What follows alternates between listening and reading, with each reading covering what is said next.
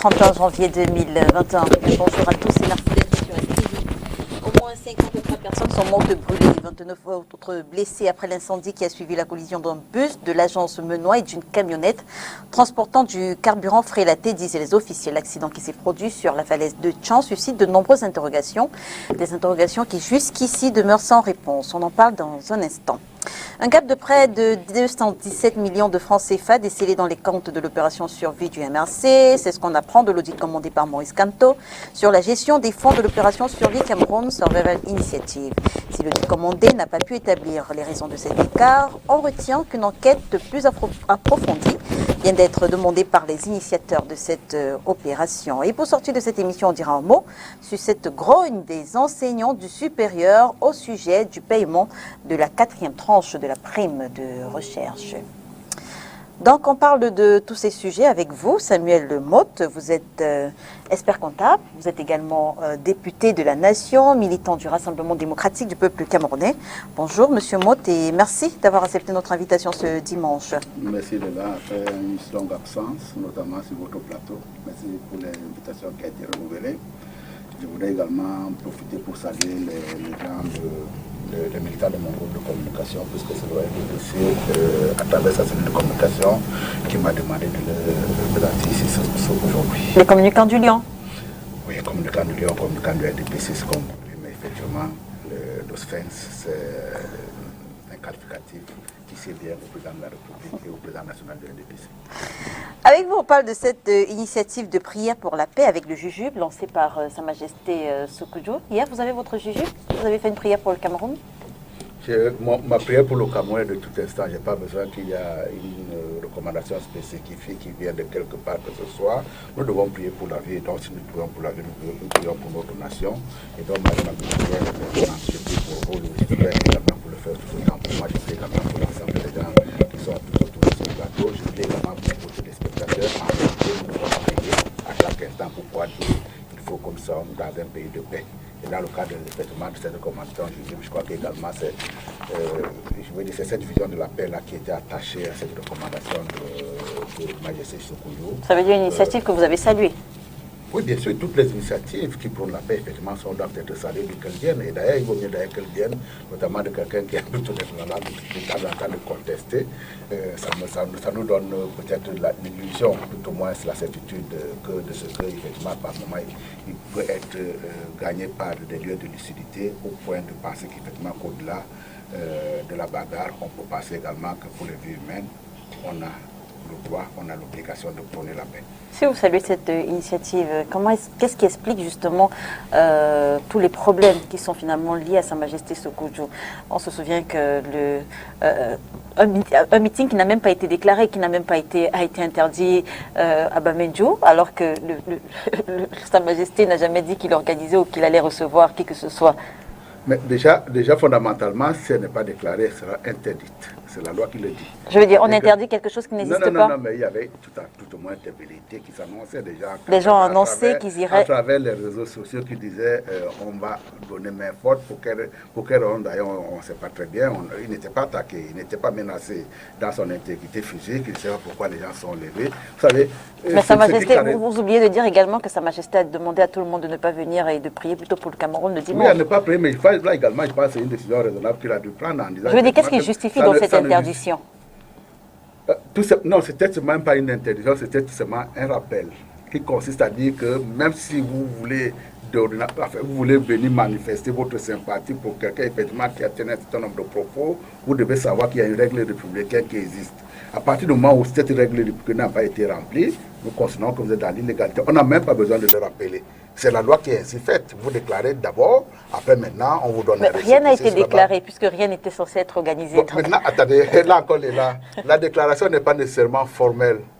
Elle n'est pas nécessairement écrite. Elle n'a pas notamment, il n'y en a pas un seul cas. Le simple fait de faire appel à travers les réseaux sociaux, c'est une forme de déclaration. Pas à l'administration telle que nous l'entendons, mais effectivement, vous avez manifesté vos velléités de pouvoir aller vous rassembler quelque part, et cela vous rentrez dans les affres de la loi qui consiste à dire effectivement à partir du moment où il y a de l'attroupement, à partir du moment où il y a un cri de ralliement qui a été manifesté quelque part, première chose, vous faites la formalité nécessaire républicaine qui consiste à dire vous déclarez d'abord. Et à partir du moment où vous n'avez pas déclaré, On vous avertit que si vous vous déplacez, effectivement, vous serez un hors-la-loi. Merci, Samuel. Mais je Maud, précise d'être également avec que nous. si on voulait être plus vicieux, à ce moment-là, on vous laisserait descendre. Et Ben, on je veux dire, on vous rien- rappellera plus tard que vous êtes hors la loi. Mais dans le cas d'espèce, on a voulu être préventif. Encore que, comme je le dis, Sa Majesté Sokudju avait déjà il avait préalablement dit à tout le monde, restez chez vous, ne venez pas. Je vais vous retourner, Bon, alors vous je pensez- vais vous vous retourner pensez- la question. Vous dites, au moment où vous m'interviewez, qu'il n'y a pas eu de déclaration. Sur la base de quoi il dit ne venez plus? C'est parce qu'il y a des gens qui ont manifesté le désir d'aller à cet endroit-là. Merci Samuel Maud d'être avec nous ce dimanche. En face de vous, on reçoit Maître Moustapha Ngwana. Il est avocat, il est également militant du Social Democratic Front. Bonjour Maître et merci d'être avec nous ce dimanche. Bonjour Leïla, bonjour à vos nombreux téléspectateurs. C'est un plaisir renouvelé de me retrouver sur votre plateau. Alors sur le même sujet, on a observé comme une chaîne de solidarité finalement autour de Sa Majesté. Mais j'aimerais vous interroger spécifiquement sur les interdictions autour de la prise de parole du chef de Bamenjo. Quel est l'enjeu politique derrière ce qui s'apparente finalement à un désir de contrôler les chefferies traditionnelles au Cameroun? Au-delà de la volonté de contrôler les chefferies traditionnelles au Cameroun, il y a une volonté nationale de musellement de l'espace politique. Et c'est ce à quoi s'attelle le RDPC au quotidien. Il n'y a pas que le cas de Sa Majesté Sokudju. En fait, le RDPC et son gouvernement est totalement contre l'opinion différente, parce que c'est de ça qu'il est question. On prétend que nous sommes une démocratie, mais une démocratie dans laquelle les gens ne doivent prendre position que dans le sens qui arrange ceux qui nous gouvernent. Alors que la liberté d'expression suppose également que vous puissiez écouter un autre son de cloche, qui vous plaise ou non, mais dans un sens qui permette quand même à la République de rester debout. Et je pense que Sa Majesté Sokudju, lui particulièrement, il est critique aussi bien vis-à-vis du pouvoir que de l'opposition. Et lorsqu'il critique l'opposition, les membres de l'opposition ne tombent pas sur lui à avoir raccourci. Donc il faut regretter cette maladresse exceptionnelle de monsieur le préfet Yampen qui manque de respect à une icône de la République. Parce qu'il faut le dire, parce que Sa Majesté Sokudju est une icône. Je crois qu'il est l'un des derniers remparts de la chefferie traditionnelle qui est entouré encore de tous les honneurs qui sont dus à un chef. Il n'est pas dans la guéguerre politicienne qui malheureusement travestit l'univers politique, travestit la liberté d'expression. Donc je pense que au-delà de tout, ce qui intéresse particulièrement le pouvoir, c'est le musellement de l'espace politique. On voudrait avoir autour de soi les bien-pensants, les bénis oui-oui, ceux qui applaudissent lorsqu'il y a des catastrophes, ceux qui applaudissent lorsqu'il y a la malgouvernance. Pour une fois qu'on a une notabilité coutumière de haut rang comme de Sa Majesté Sokudju, qui se refuse de se lancer dans cette espèce de train national dans lequel se retrouvent quasiment toutes les chefferies qui par ce fait ont perdu totalement de leur superbe. Parce que il faut le dire, lorsque les chefs entrent dans l'arène politique, dans notre environnement, dans la politique partisane, ils se mettent forcément à dos certains de leurs administrés, certains de leurs sujets. Donc, il faut comprendre le gouvernement qui veut absolument contrôler et se maintenir. Je ne vous ai pas interrompu, M. Mout. Non, petite contradiction tout seulement. Je ne vous ai pas interrompu, M. Mout. Je ne vous ai pas interrompu non plus. C'est ce que je vous suis, mais vous essayez de m'interrompre. Donc, souffrez donc de comprendre que Sa Majesté n'a pas perdu la lucidité, parce que tout à l'heure, il a semblé dire que Majesté avait retrouvé la lucidité en interdisant aux gens de venir. Le Majesté Sokudju est soucieux de la paix. Il est soucieux de l'intérêt général. Il est prêt, il frappe sur l'opposition, il frappe également sur le pouvoir. Donc lorsqu'il demande aux uns aux autres de ne pas venir à Bamenjo, ce n'est pas parce qu'il a retrouvé sa lucidité, il ne l'a jamais perdu. Et c'est même parce qu'il ne la perd jamais qu'au RDPC, on est complètement gêné d'avoir un chef qu'on n'arrive pas à pouvoir encadrer. Un chef qu'on n'arrive pas à pouvoir encadrer, un chef qu'on ne peut pas contrôler, qu'on ne peut pas acheter.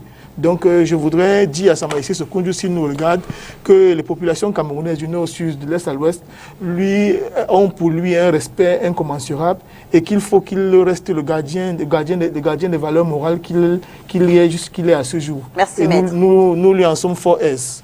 À côté de vous, on reçoit Charles Dikam. Il est militant du mouvement pour la renaissance du Cameroun. Bonjour, Monsieur Dikam, et merci d'avoir accepté notre invitation. Bonjour Léla, bonjour à vos très nombreux téléspectateurs.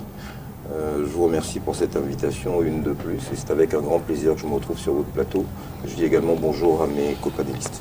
Alors, avec vous, on parle justement du CHAN, notamment de la polémique qui est née avant le match Cameroun-RDC d'hier. On a remarqué comme une pénurie des tickets pour l'accès au stade de Japoma. Comment est-ce que vous analysez tout ce qui s'est passé autour de la vente des tickets? Mon analyse est tellement simple et tellement facile. Qu'il s'agisse de cela ou d'autres choses, chaque fois que certains ont été commis à la tâche et qui avaient de l'argent, ça s'est toujours passé de cette manière-là, hélas. De beaux stades, il aura fallu qu'à un moment donné, il y ait un couac.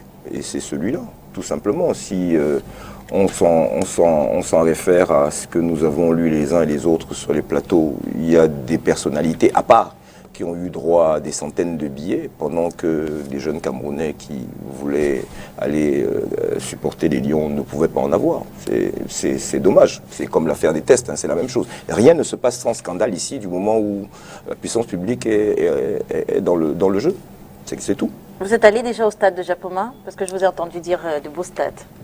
Oui, mais je les ai vus à la télévision. J'espère qu'ils sont beaux au prix qu'ils ont coûté. Hein, j'espère qu'ils sont beaux. Non, j'ai déjà eu à voir beaucoup de stades. Je ne suis pas. Ça veut dire que sur cette question-là, le gouvernement quand même est à saluer? Mais il est à saluer. Quand vous mettez 4 000 milliards pour faire des stades qui coûtent le tiers ailleurs, il faut saluer. Mais c'est la moindre des choses. Maintenant, on attend. Hein, un autre sujet nous permettra d'y revenir. On attend de savoir exactement où aller, quoi et comment. Non, les stades sont manifestement beaux. Mais bon, j'ai un âge là où il y a une maladie en ce moment qui ne nous aime pas. Et moi, la promiscuité, pour l'instant, je l'ai vue. Et vous avez pu remarquer, comme moi, que la distanciation, malgré qu'il n'y ait que 25%, était loin d'être de mise. Donc, ne serait-ce que pour cela, je diffère ma présence sur ces lieux-là. Maître Moustapha Ngouana, avant le docteur Issouma, vous vouliez dire quelque chose, non? Sur le sujet, non, naturellement, il ne faut pas être surpris. Il ne faut pas être surpris. Lorsqu'il y a des questions d'argent qui sont mises sur la table, le RDPC va trouver le moyen de pouvoir ridiculiser le Cameroun. C'est incontestable que les stades sont on ne peut plus beaux. C'est incontestable. C'est une bonne chose pour le Cameroun. Enfin, nonobstant les surfacturations qu'il y a eu, on a quand même eu les stades. Ce n'est pas comme les barrages où il y a des surfacturations, on n'a pas d'électricité. Au moins, sur ce point-là, on va dire que c'est un bon point d'avoir déjà les stades qui donnent quand même une image convenable de notre pays, mais que les autres ont trouvé quand même le moyen de discréditer à travers le trafic. Au sujet des billets, j'ai appris, par exemple, qu'il y a des billets qui coûtaient 1 500 qu'on vendait à 7 000 francs hier. Donc vous trouvez donc... Comme dans tous les événements sportifs. En tout cas, non, vous savez, ils ont toujours des excuses. Les coupures aussi. Oui, il y a aussi des coupures d'électricité, des coupures d'électricité d'une dizaine de minutes pour un pays comme le nôtre où nous avons invité l'Afrique et le monde à les caméras braquées sur le Cameroun. On trouve quand même des moyens de pouvoir nous ridiculiser. C'est ce qui est malheureusement regrettable. Mais je ne suis pas, je pense que tout n'est pas noir. Il y a quand même une zone grise. C'est que nonobstant les détournements, on a quand même les stades qui sont sortis de terre. Et bon, c'est au moins ça que nous allons saluer. Merci maître. Le dernier panéliste, c'est le docteur Louis-Oye Somba. Il est enseignant. Bonjour docteur et merci d'avoir accepté notre invitation ce dimanche. Bonjour madame, bonjour à tous vos nombreux téléspectateurs. Permettez-moi de saluer avec respect les autres copanélistes avec lesquels certainement nous allons éclairer la lanterne de tout ce qui nous regarde à l'instant. Sur la même question, au sujet de la polémique née autour de la vente des tickets. Moi, je trouve une raison simple. S'il n'y avait pas la pandémie du coronavirus, je pense qu'on ne serait pas rentré dans ces tournements. Oui, justement. Vous voyez aujourd'hui, les mesures barrières qui sont posées invitent et appellent à tirer un nombre de billets qui puissent justement rentrer dans le respect de ces strictes mesures. Donc, moi, je ne veux pas rentrer dans des intrigues. J'indique tout simplement que la raison est simple. Si nous étions dans un contexte sanitaire sain, ce qui est évident, on n'aurait pas dû rencontrer de tels problèmes. Sur la question des tests Covid avec la RDC. Oui, c'était problématique. Vous savez que nous, on a eu la même chose quand le Cameroun, l'équipe Fagnon est allée jouer le match retour contre le Zimbabwe. Je ne sais pas, on a joué à Douala ici au match retour. Les tests Covid qui ont été faits par les responsables de santé du Cameroun ont établi que tous nos joueurs n'étaient pas atteints. Or, quand la fédération zimbabwéenne a procédé à son tour au même test, on a frappé nos meilleurs joueurs, Zambo Anguissa et bien d'autres. Donc vous convenez avec moi que... Donc en fait, le Cameroun voulait rendre l'appareil à la RDC cette fois? Pas forcément, mais écoutez, sur cette question-là, il est bien difficile de pouvoir prendre une position quand on n'est pas membre du comité sanitaire. Ça devient un peu compliqué. Mais les raisons, jusqu'ici, nous qui sommes éloignés de cette fait de problèmes, on ne peut pas apporter un raisonnement ou bien une édification certaine par rapport à cela. Mais relevons tout simplement que c'est le sport. Et vous savez, en matière de sport, comme le disait quelqu'un, même le coup bas peut permettre justement de converger vers la victoire. Merci, docteur, d'être avec nous. Allez-y, monsieur Mout. Juste une petite chose que je voulais préciser, je ne vais pas être très long. Tout à l'heure, Maître Ngouanadi également, en cela joint par son ami le MRC, que l'attitude, la posture de honorable, non pas honorable, Majesté Sokoudjou, général au RDPC. Je voudrais vous dire effectivement, en ce qui concerne le RDPC, c'est une attitude qui ne nous gêne nullement pas parce que nous sommes férus des débats publics. Et donc, quand une personne a utilisé de son droit, sa liberté d'expression, effectivement, on n'a pas à s'en plaindre. Par contre, effectivement, il ne faut pas qu'il continue à faire cette confusion-là, qui est fort dévastatrice. Si effectivement l'autorité administrative, dont le rôle justement est de protéger, de sauvegarder la paix publique, s'interroge sur des attitudes des uns et des autres, effectivement, on laissera le soin nécessaire à cette autorité-là de pouvoir s'interroger. En fait, Samuel Mout essaye de faire la démarcation entre l'autorité administrative et les militants. Elle est nette, elle est claire, mais ce n'est pas clair à les yeux. L'autre chose également, parlant des stades, la seule certitude que nous avons aujourd'hui, et je suis content, heureux d'entendre pour la première fois qu'ils reconnaissent que les stades sont beaux. Pour ce qui est des détournements, effectivement, on est encore dans le fantasme. Attendons le temps nécessaire. Constatons que ces stades-là, ils sont très beaux. Attendons le temps nécessaire qu'on apporte la preuve. Le temps nécessaire, ce sera le temps de la République. Au moment où il y a une autorité judiciaire ou alors une autorité politique qui va se servir et va traîner un gestionnaire en disant effectivement, je vous demande de répondre de ce que vous avez fait dans tel ou tel domaine. Le seul constat que nous avons, c'est le fameux je vous verrai. Nous attendons toujours. Accident de... Leila, oui, allez-y. Si vous me permettez, d'abord dire que je ne me suis pas exprimé à propos du roi Bamenjo. Allez-y. Même si je peux avoir des convergences de vues avec les uns et les autres, je ne me suis pas exprimé dessus. Allez-y. Je voudrais juste dire... C'est vrai que votre question d'entrée, c'était le Chan. Il faudrait que les Camerounais sachent faire la part des choses. Nous avons souvenance ici, en Mondovision, lors de la grande réunion familiale de Yaoundé, avoir vu le sultan des Bamoun, dont le préfet en question est un sujet. Venir dire tout le contraire de ce que ceux qui avaient organisé cette réunion étaient en train de dire. Et il était à Yaoundé, le siège des institutions. Vous savez, ces institutions qu'il faut respecter, celui qui les incarne. Rien ne lui est arrivé. Personne. Mais rien n'est arrivé à Sokoudjou, à ce message. Votre préfet, c'est le pouvoir où de lui parler comme rien n'est arrivé, mais il n'y a pas eu de sortie du préfet du Fundi, puisqu'il était là-bas. Mais quand quelqu'un d'autre s'exprime. Mais bon, c'était pas la thématique du jour, ça n'est pas étonnant. Ce que cet État RDPC a fait de la chefferie devait mener à cela. Donc je ne m'étais pas exprimé sur le sujet. Je voudrais juste dire une chose, c'est qu'il faudrait qu'on apprenne à respecter les rares exemples que nous avons encore. Ils sont peu nombreux. Je crois que personne autour de cette table ici ne déniera la qualité de ce monsieur, ni ce qu'il nous a apporté, ce qui nous permet d'être ici autour de cette table. Aujourd'hui, il y a fortement participé. D'autres sont morts, enterrés, oubliés, ça et là en Afrique. Lui est encore vivant, de grâce. Par moment, par pudeur, il faudrait que certaines personnes sachent raison garder.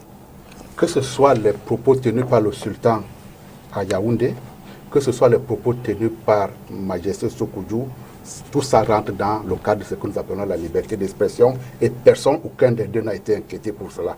Pour ce qui est par contre de la réunion, des réunions publiques, il y a une loi qui existe malheureusement, qui consiste à dire effectivement à partir du moment où vous avez commencé à vous rassembler, il y a une procédure formelle à faire. La procédure, qui ne parle pas d'autorisation ni d'interdiction. Non, attendez, Leila. Elle parle de déclaration. Du régime de déclaration avec, entre parenthèses, on vous délivre un récépissé. On vous dit un récépissé et qu'on vous dise également qu'on ait la possibilité de vous dire que compte tenu des conditions dans lesquelles vous voulez manifester, la manifestation ne peut pas avoir lieu. Après, maintenant, vous recourez à d'autres formes de recours, mais au moins, la loi, elle existe. Et la loi en la matière, elle doit être respectée. Et elle sera respectée elle doit être respectée, que ce soit par le sultan, elle doit tellement tout autant être respectée par Majesté Sokoju. Mais combien de manifestations de l'opposition sont autorisées, entre guillemets? C'est vraiment ça le sujet du débat, mais écoutez-moi très bien. Mais également, il y a un raisonnement tout autour. Lorsque vous faites une déclaration à manifester, la personne qui vous donne, qui autorise, ou alors à un moment donné, qui peut être amené à dire effectivement que les conditions de manifestation ne sont pas réunies, a deux grilles d'analyse. La première grille d'analyse, c'est votre bonne foi. Parce que de toutes les façons, il n'y a aucune autorité au monde administrative qui va vous autoriser à manifester et à troubler par conséquent, par la même occasion, la paix publique. Donc, il y a votre bonne foi qui est en cause, qui sera un élément d'analyse. Le second élément d'analyse, c'est quoi? C'est le fait du précédent. Donc, quand vous me ramenez à cette opposition-là, qui, chaque fois, veut mettre le faux poudre, quand on leur a donné la possibilité de manifester, le fait précédent ne plaide pas pour eux. Et pour cette raison-là, effectivement, si on s'appuie dans ce cadre-là, sur ce sujet, sur cet élément-là, vous comprenez très bien que ça peut avoir tendance à embarrasser l'autorité administrative. Puisqu'il y aura toujours un précédent, ça veut dire que les manifestations de l'opposition ne seront jamais admises. Donc, je vous montreront qu'effectivement, qu'ils sont républicains, mais je voudrais encore, écoutez-moi très bien, Léla. Vous savez, on nous a rabâché les oreilles ici en disant que les manifestations sont pacifiques. Vous avez suivi ce que Joe Biden a dit. Toute manifestation contre les institutions, elle est insurrectionnelle. Plus loin, il n'y a pas de manifestation insurrectionnelle pacifique. Je ferme la parenthèse là-dedans. Aujourd'hui, au Cameroun, quand vous voulez affirmer ce genre de choses, on vous dit non, c'est parce que vous êtes dans le RDPC. Cette définition-là de l'insurrection et de la manifestation pacifique, elle nous vient des États-Unis. Démocratique. Je voudrais également que les gens qui sont tout autour de ce plateau ne perdent pas de vue cette déclaration-là, et elle a un sens. Et c'est également ce sens-là que nous tenons à rappeler tout le temps. Nous sommes confrontés à cela. Il n'y a pas de manifestation insurrectionnelle pacifique. Et toute manifestation qui a tendance à remettre en cause les institutions, elle est forcément insurrectionnelle. Je vais vous prendre un exemple. Oui. Lorsque Monique Koumatekel décède à l'hôpital de la Cantini, je vous signale que c'est ma femme. Voilà, alors des femmes, c'est ma fille. Des femmes essayent justement de manifester contre le mauvais traitement sanitaire affligé aux Camerounais. Mais on se souvient de ce qui s'est passé à l'hôpital de la Cantini. Est-ce que c'était contre les institutions? Je veux dire que ce qu'elle réclamait, n'était-ce pas un droit fondamental? Est-ce que c'est de nature à troubler l'ordre public? Parce que là également, quand je vous dis l'institution, vous avez l'impression qu'on vous préserve un président que vous détestez par ailleurs, vous avez le droit. Est-ce que c'est de nature à remettre en cause... Non, je ne déteste pas. C'était pour vous taquiner.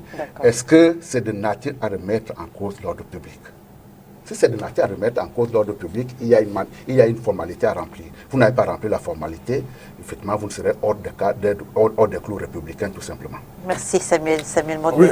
Allez-y, docteur. Oui, bien entendu, sur cette question également, moi, ce qui me gêne davantage dans ce qui arrive dans le contexte, c'est le langage administratif qui est utilisé par le préfet. Je crois que il y a des clauses de style rédactionnel dans le cadre de l'administration que les préfets qui ont d'ailleurs fait les NAM savent et qu'on l'utilise dans un langage lorsqu'on veut s'adresser aux simples citoyens, même lambda. Alors on ne peut pas mettre comme pour motif deuxième interpellation. Comme objet. Comme objet, voilà. Non. Je crois qu'il y a un langage administratif approprié. Et je le dis toujours lorsque l'occasion m'est donnée que même le chef de l'État, le président de la République, s'est déchaussé quand il allait saluer un chef traditionnel. Donc c'est pour dire à quel point la chefferie est portée au haut niveau de nos institutions. Le seul problème aujourd'hui, c'est simplement qu'on a rangé la chefferie comme la plus petite unité administrative. C'est la raison pour laquelle, dans le décret de 1977, 245 du 15 juillet 1977, qui fixe et organise les chefferies, on dit dans une des dispositions pertinentes que le chef est un auxiliaire de l'administration. Or, il faudrait un peu tricher l'exemple du Ghana ou du Bénin, où on conserve justement du fait de ce que les chefs soient considérés comme des autorités traditionnelles et non comme des chefs traditionnels. Ça veut dire qu'il faut pouvoir faire la part belle. Parce que vous voyez aujourd'hui, en tant que chef traditionnel, depuis 2013, le décret du 13 septembre 2013, le président a alloué au chef traditionnel une certaine indemnité. Les chefs de troisième degré ont 50 000, de deuxième 100 000 et de premier degré 200 000. Vous voyez qu'à partir de là, certains vont faire une analyse simple, que là, il s'agit d'une infantilisation de la chefferie traditionnelle.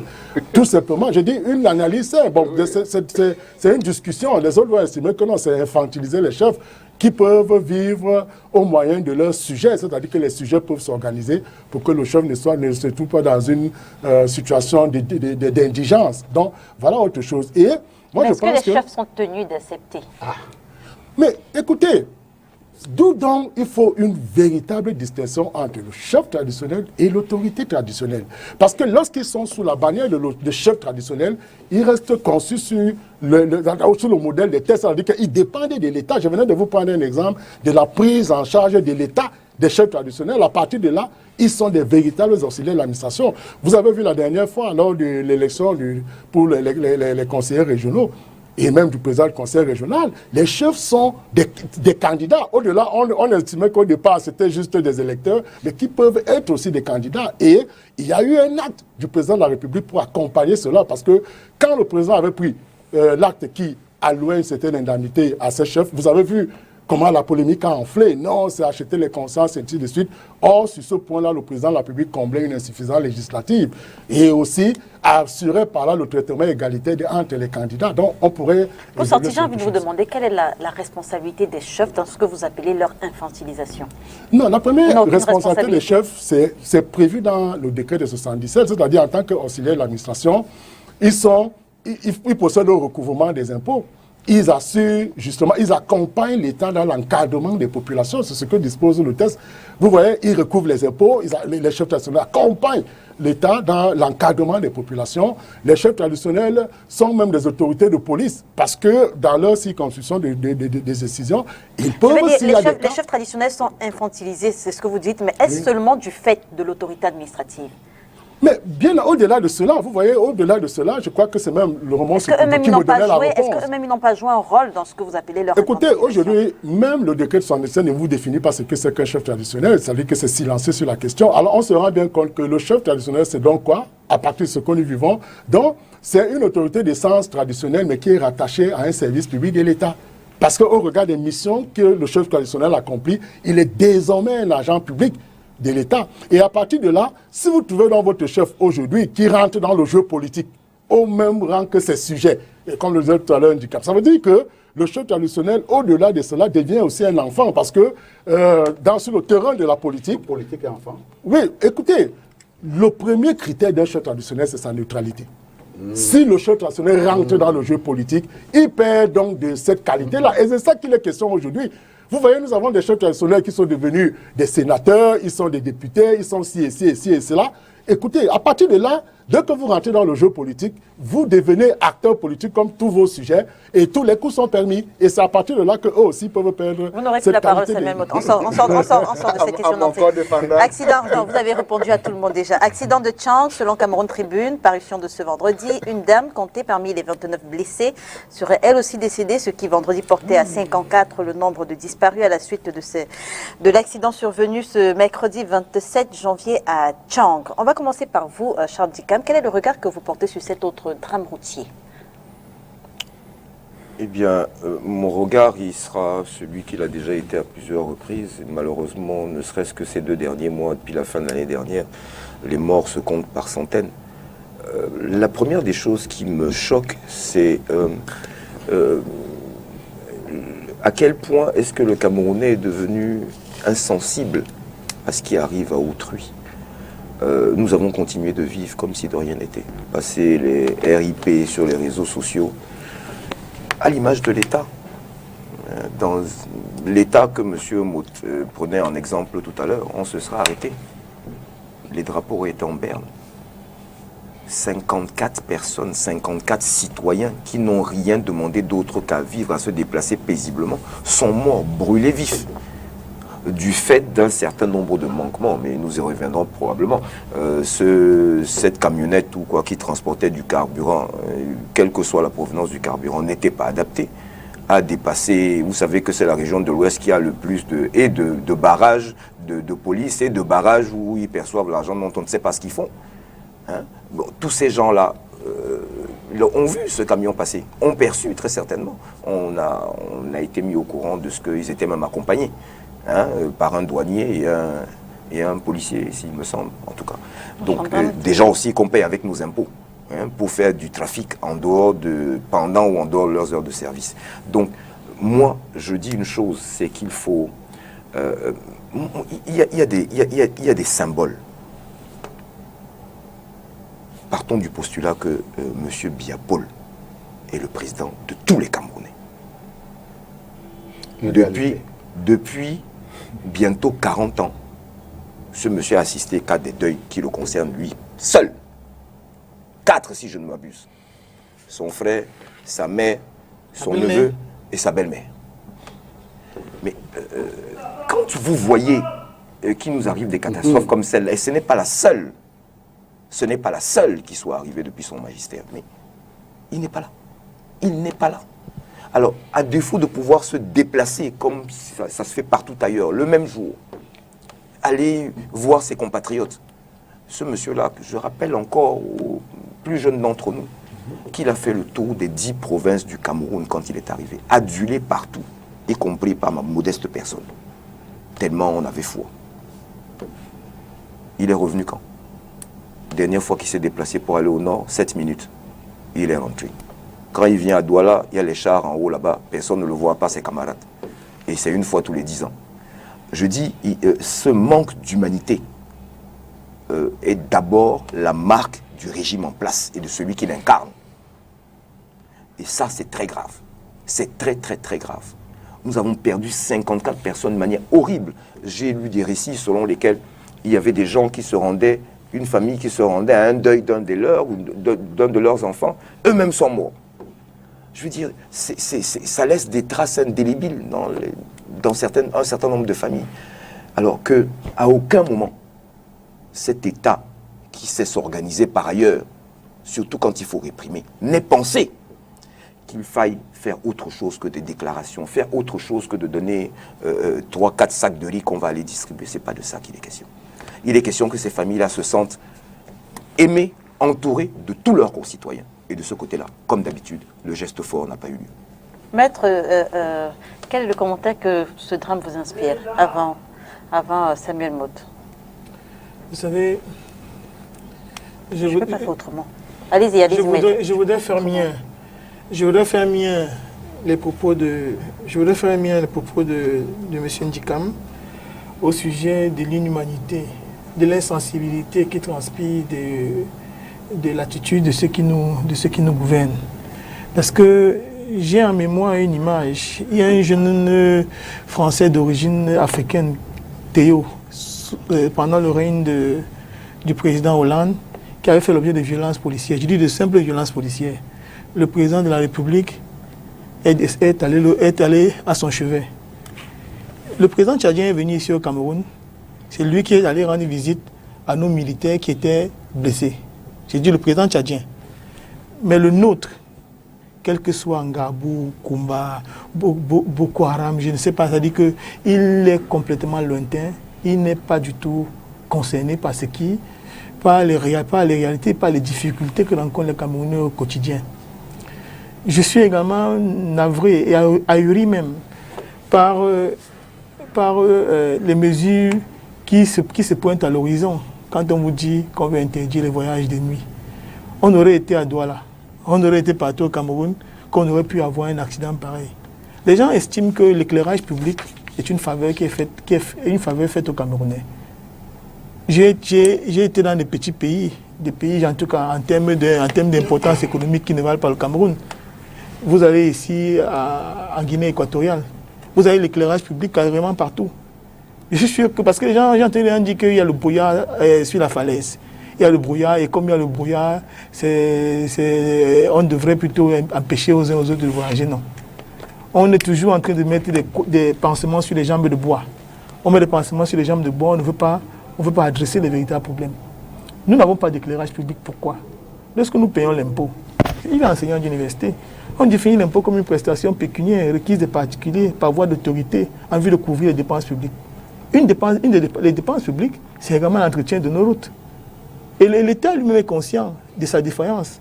Je prends un cas, quand vous quittez l'ouest pour le nord-ouest, le péage de Matazem, l'État ne perçoit plus le moins de francs. Parce que les populations, à un moment donné, se sont révoltées parce qu'on perçoit de l'argent, mais il n'y a pas de route. Donc l'État est conscient de ce que notre réseau routier est mal entretenu, il n'est pas approprié pour la circulation routière. Notre falaise, je ne suis pas ingénieur, mais lorsque vous discutez avec les hommes de l'art, quand vous parlez de l'exiguïté, même de l'absence d'entretien permanent, parce que quand vous allez sur cette route, très souvent vous voyez des pierres qui sont tombées sur la route, et parfois, après qu'elles soient tombées, des mois après, rien n'est fait. Donc il y a toujours ce syndrome de la non-gouvernance, parce que quand on parle de mal-gouvernance, je crois que c'est un euphémisme qui est fait à ceux qui dirigent notre pays. C'est de la non-gouvernance effective. Parce que chaque fois qu'il y a des questions qui doivent être adressées, on n'y apporte aucune solution. On vous dit qu'il y a une voiture, il y a un camionneur transportant du carburant frélaté. Et on dit également qu'à bord, vous avez un gendarme, vous avez un douanier, qui sont en train de servir de passerelle, qui permettent de pouvoir sauter, de pouvoir violer tous les contrôles. Donc vous voyez qu'il y a toujours d'une manière ou d'une autre la main invisible de la non-gouvernance, parce que ce sont des fonctionnaires qui sont censés se rassurer de ce que les intérêts collectifs sont protégés, les intérêts collectifs sont protégés, qui malheureusement contribuent à ce que les choses s'aggravent davantage. Donc de mon point de vue, c'est un drame inqualifiable. Je voudrais également saisir cette tribune pour présenter mes condoléances et ma compassion émue aux différentes familles qui ont été affectées, et en espérant que nous allons, que des véritables remèdes vont être apportés à des situations comme celle-là. Parce que l'État ne peut pas être dédouané face à une situation aussi grave. Samuel Motte, une sortie comme celle adressée par le chef de l'État au gouverneur suffit-elle à exprimer la compassion véritable de Paul Biya après un tel drame? Je veux dire 53 personnes décédées sur le coup, quand des chiffres font savoir que depuis une dizaine d'années au moins, un accident sur la route n'avait pas fait autant de morts au Cameroun. Comment parler de cet événement-là? Comment parler de la compassion du président de la République en perdant de mémoire que mourir dans des conditions telles que nous sont décrites sur cette falaise de Tchangla est totalement cruel? Comment parler de la compassion de la lettre du président de la République en perdant de vue effectivement que c'est totalement atroce de mourir sous le feu des flammes, de mourir de manière aussi désespérée en voyant autour de soi des gens effectivement qui périssent dans les mêmes conditions sans pouvoir avoir la possibilité de les sauver. Mais comment ne pas parler, de ce drame-là sans toutefois également souligner à grands traits la cupidité humaine qui consiste à dire qu'on peut penser que parce qu'on veut gagner 2 francs, 3 centimes quelque part, on peut mettre en danger la vie des autres. Comment parler de cette cupidité-là quand on voit effectivement que le commerce prend le dessus sur les valeurs humaines que j'ai entendu tout à l'heure évoquer? Maintenant, vous m'interrogez sur le caractère... Oui. Et Maître Ngouano ont parlé du manque d'humanisme du chef de l'État finalement. Oui. Comment mettre à l'épreuve l'humanisme du chef de l'État quand nous-mêmes, nous ne sommes pas sérieux dans ce que nous faisons?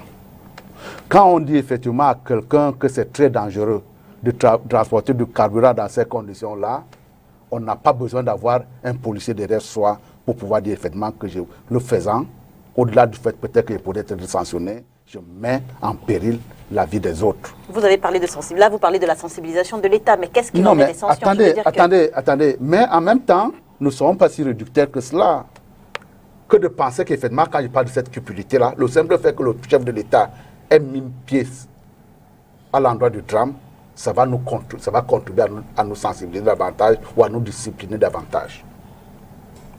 Ne changeons pas de sujet chaque fois qu'un problème aussi dramatique que celui-là s'est posé à nous. Qu'est-ce qui vous explique que, parce qu'on aura mis des lumières à cet endroit-là, que l'essence va cesser d'être inflammable? Qu'est-ce qui vous dit effectivement que parce qu'il y a des policiers à tel ou tel endroit, que en raison effectivement de l'ingénuité il faut au moins qu'il y ait des êtres humains, il faut au moins qu'il y ait la visibilité, en raison de l'ingénuité, il faut au moins qu'il y ait le minimum, en raison de l'ingénuité, il faut qu'il y ait le minimum. et que la dimension et que la mécanique puisse trahir, mais au moins que les conditions optimales soient Maître Ngwana, qu'on évite les choses. Je ne vais pas laisser passer n'importe quoi. Maître Ngwana, vous aurez l'occasion de répondre si vous voulez, mais permettez que... Il y a un langage moins fleuri que celui-là, parce que quand vous dites, je ne suis pas en train de dire n'importe quoi, il s'agit avant tout et après tout de la responsabilité des uns et des autres aujourd'hui quand on se promène dans la scène publique. Parce que tout à l'heure également, vous avez vu, y compris en ce qui concerne le match de Japoma hier, il y a quelqu'un qui a osé dire non, parce que le gouvernement n'a pas pris de mesures. Quand on dit effectivement qu'un tas doit être rempli à 25%, il faut effectivement que nous-mêmes nous soyons conscients de ce que 25%, effectivement, au-delà de 25%, ça risque d'être un détonateur sanitaire. Et donc, on doit se conformer à l'instruction qui a été donnée. Là également, la puissance publique, la puissance de contrôle. Monsieur Modjan, je vous demander, et lorsque l'État remarque qu'on ne se conforme pas... Attendez, mais j'en venais. Oui. Elle ne vient qu'en deuxième ressort. Il s'agit premièrement, avant même que le dispositif législatif puisse exister, il s'agit bien de prendre conscience soi-même de ce qu'on doit avoir un comportement quand on est dans la place publique. On n'a pas besoin de loi pour cela. Quand on dit que le liquide inflammable il peut mettre en danger la vie des autres, on n'a pas nécessairement de vous appliquer derrière la loi. Et maintenant, la loi vous rappelle effectivement que pour un certain nombre de récalcitrants qui seraient amenés à le faire, il y aurait peut-être éventuellement une répression. Et certainement une répression parce qu'effectivement, étant dans un domaine dangereux, vous mettez en cause, en mal la vie, la sécurité des uns et des autres, effectivement, vous pouvez être réprimé. Mais ce n'est pas la répression notamment qui doit prendre conscience de ce que vous devez avoir un comportement citoyen dans la place publique. Mais également, je n'ai pas d'excuse à cela. Pour des gens, effectivement, qui avaient pour devoir de contrôler, d'assurer la sécurité, de faire en sorte que de telles manœuvres ne puissent pas exister, effectivement, s'ils se sont prêtés à accompagner ce camion-là, effectivement, qui était un camion dangereux, eux également, ils sont exposés sur le plan non seulement professionnel, mais également sur le plan civil et pénal, aux affres de la loi qui vont leur être impliquées. Mais également, ne seront pas dans cette zone de responsabilité-là qui consiste à dire parce que à tel ou tel endroit, le contrôle a failli. Je veux vous dire, moi qui suis, dont le travail au quotidien est de mettre en place des contrôles pour qu'effectivement on essaie de réguler un certain nombre de choses, nous savons très bien que souvent, les gens sont tellement ingénieux à trouver des passerelles pour pouvoir éviter les contrôles. Et donc, c'est d'abord un devoir civique, à la base. C'est un devoir civique à la base avant que ça devienne un problème pénal et un point de répression. Tout à l'heure, on reviendra justement sur l'efficacité des contrôles routiers au Cameroun, tel que mené actuellement.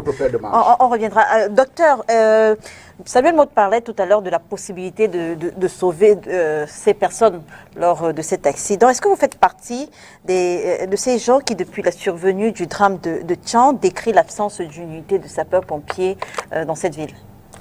Bien entendu, Léla, bien avant de me prononcer sur cette question, je voudrais également m'inscrire dans la même logique que celle de Maître Ngwana, en associant ma compassion à toutes ces familles si durement éprouvées. Nous prions de ce que ce type de drame ne se perpétue plus, parce que, comme le disait tout à l'heure Charles Dukam, à peine nous sommes entrés en 2021, que nous sommes encore au mois de janvier, qu'on peut déjà faire un bilan de près de 100 morts des accidents sur nos axes routiers.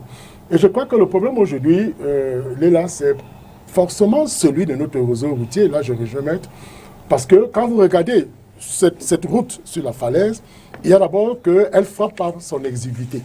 C'est exigu. Et comme quelqu'un le disait encore, c'est un raccourci qui désormais tue. Et vous convenez avec moi que quand vous prenez au-delà de cet aspect, de ce raccourci qui tue, on se rend bien compte que les politiques publiques qui sont menées pour penser à la densification de notre réseau routier, ces politiques publiques ont l'air de disparaître. Tout simplement parce que comment peut-on simplement aller à Tchang par voie routière?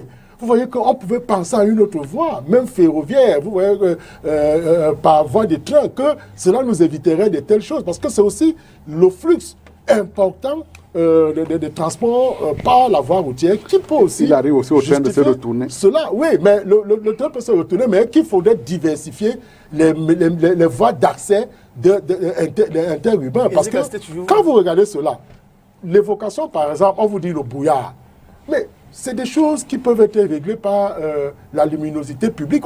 On met les lumières. L'éclairage public. On les met. Et tu sais que c'est Bentham qui le disait, que même l'éclairage public chasse le bandit. Les bandits. Ça veut donc dire que même l'éclairage public peut donc limiter les accidents de la circulation. Donc c'est pour dire quoi, là, pour revenir un peu plus sérieusement, je dis tout simplement que les accidents qui arrivent aujourd'hui, il faudrait qu'on commence à prendre la pleine mesure. Parce qu'à peine ce moment de janvier, on prend environ près de 100 décès victimes des accidents de circulation. Alors, il faut donc, au-delà de cela, engager les responsabilités. Quand vous voyez quelqu'un partir de Bamenda avec une citerne de camions chargés d'un carburant frélaté qui traverse près d'une vingtaine de contrôles, impuissamment, et se retrouve en train de causer un désastre aussi énorme. Vous voyez donc que les responsabilités, et là je peux rejoindre M. Mott, commencent à être partagées. C'est-à-dire que les forces de l'ordre qui sont chargées de veiller au contrôle doivent d'abord au départ faire leur travail. Maintenant, jeter aussi l'opprobre, par exemple, sur ceux-là qui sont des responsables, des propriétaires des agences de voyage. Parce qu'on a constaté également que même les bus qui font ces transports interurbains vont rentrer rarement dans les trucs techniques, comme on les appelle là. Énorme. Voilà, les visites techniques. Oui. Voilà, qui peuvent à partir de là, parce qu'à partir des visites techniques, on peut vous dire, madame, là, votre frein n'est pas bon, il faut le réguler.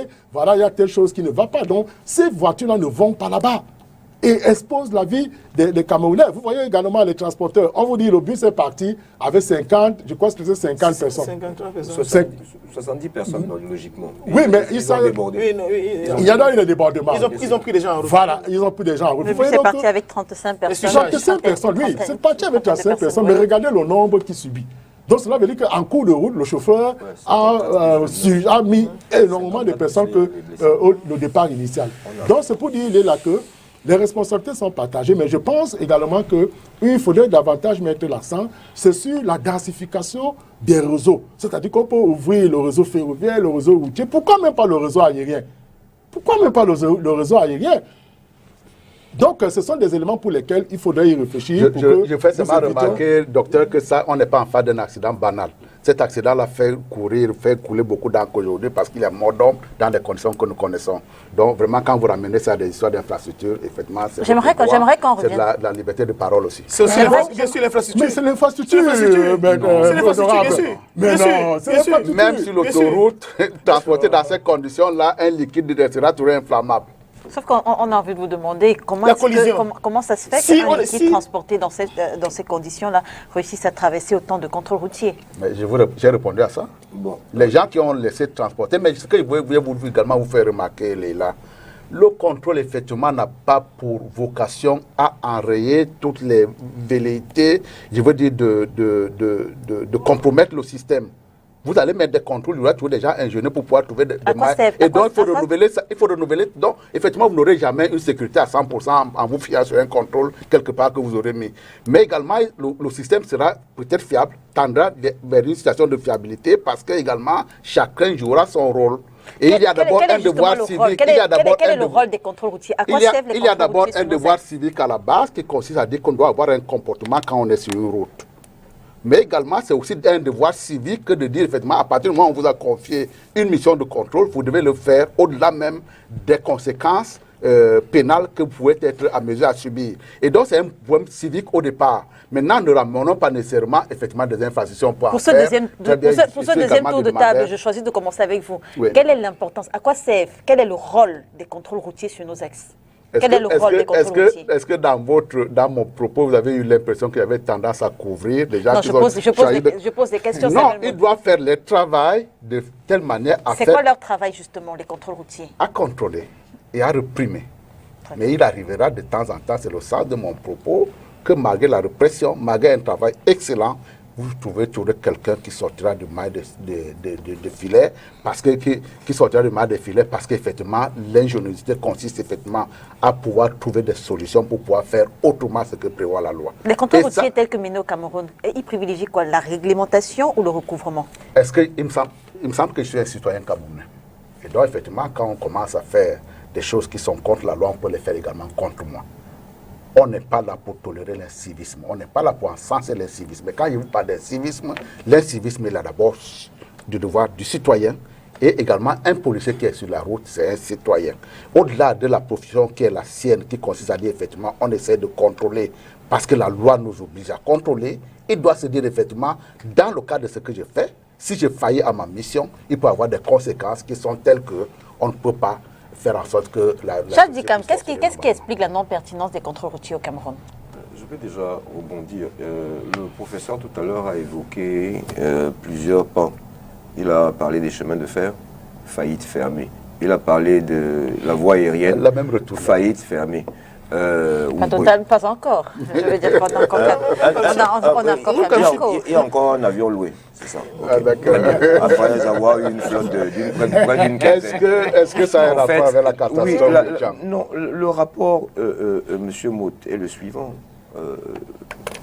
La faillite de l'État en matière d'infrastructure est patente.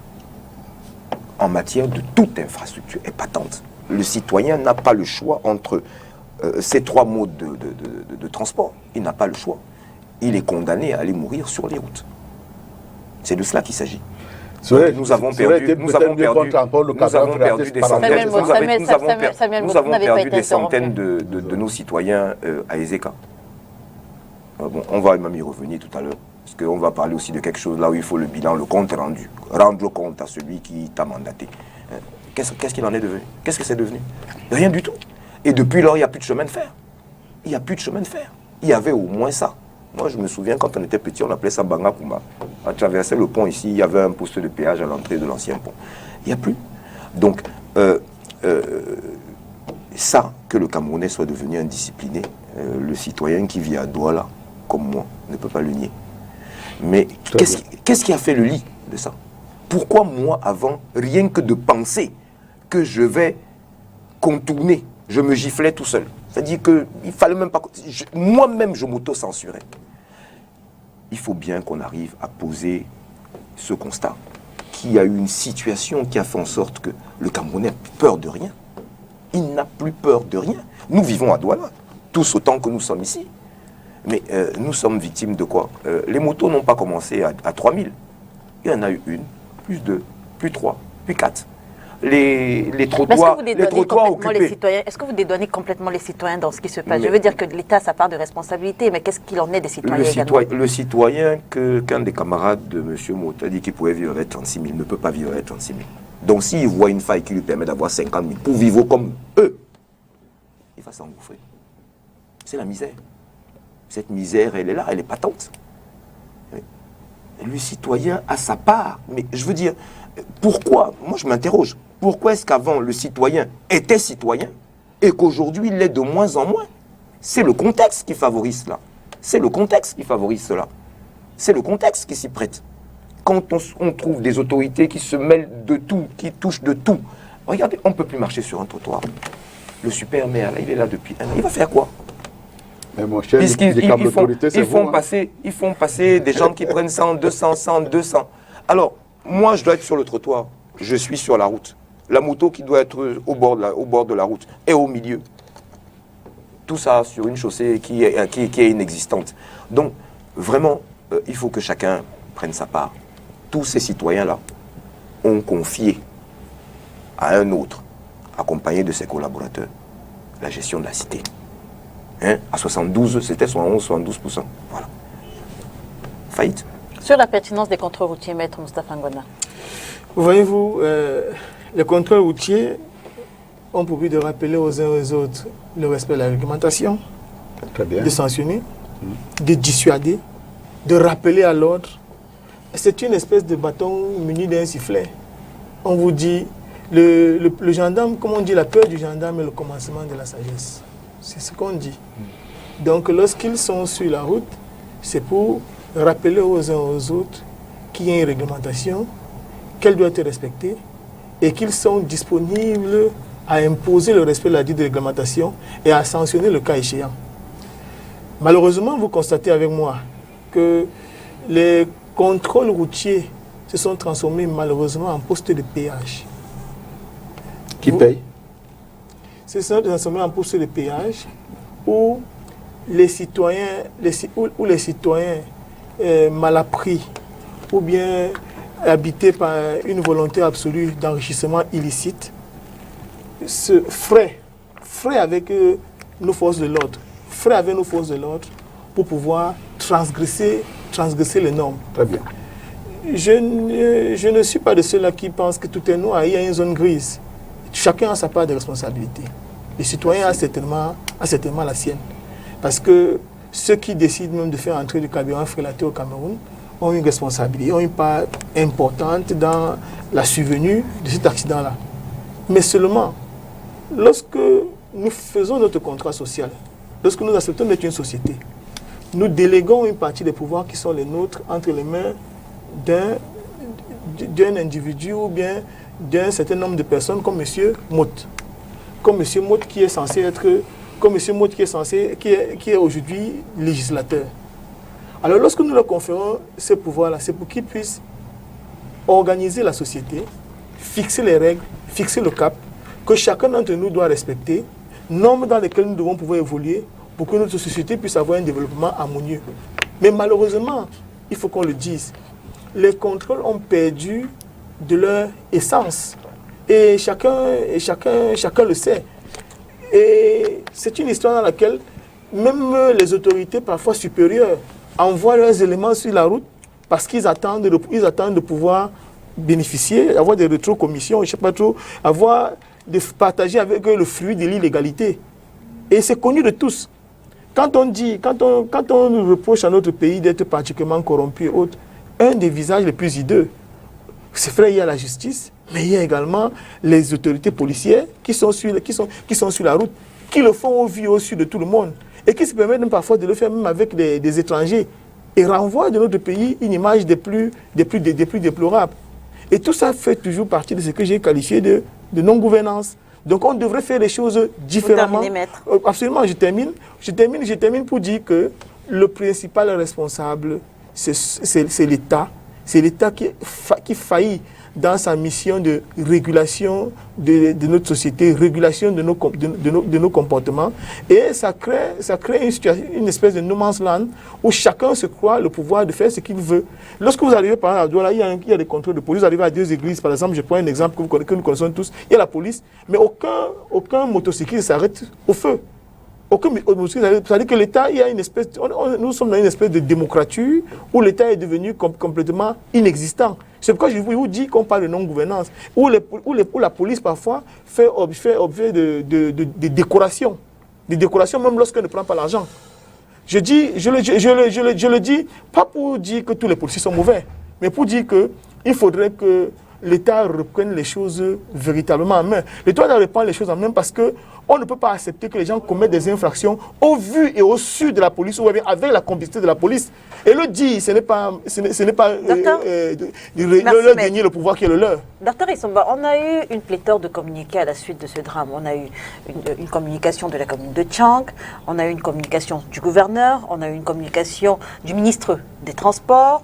Mais nulle part dans ces communiqués, il n'est question, on ne mentionne même pas le propriétaire de cette cargaison de carburant. Comment expliquer ce silence? Rien ne filtre autour d'une enquête qui pourrait être menée sur l'identité du propriétaire de cette cargaison. Bien entendu, cela demande donc ces insuffisances de ces contrôles routiers. Vous savez, quand on parle d'un contrôle, cela veut dire de surveiller de sorte que l'activité qui est menée soit conforme à la loi. C'est tout.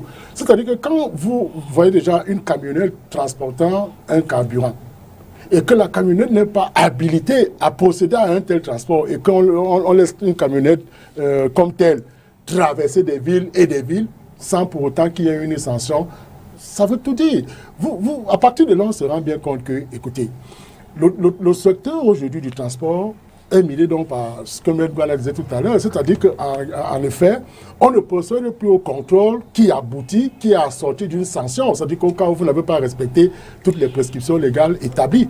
C'est-à-dire que on l'a souvent vu, quand vous voyez un bus qui est destiné à prendre 50 places et que au contrôle routier, ils constatent très bien, les policiers, les forces de l'ordre constatent très bien qu'il y a plus de 70 personnes dans le bus.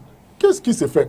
Dès que le chauffeur a tendu la main par le bas, c'est terminé, on laisse passer. Donc on s'en fout des vies qui sont contenues dans ce bus, qui roule justement dans l'illégalité, parce que là c'est dans l'illégalité. Si on vous dit la contenance du bus est de 50 et qu'on nous retrouve 70 personnes dedans, ce n'est plus normal. Donc il faut sanctionner cela. C'est vrai, la sévérité doit être de mise.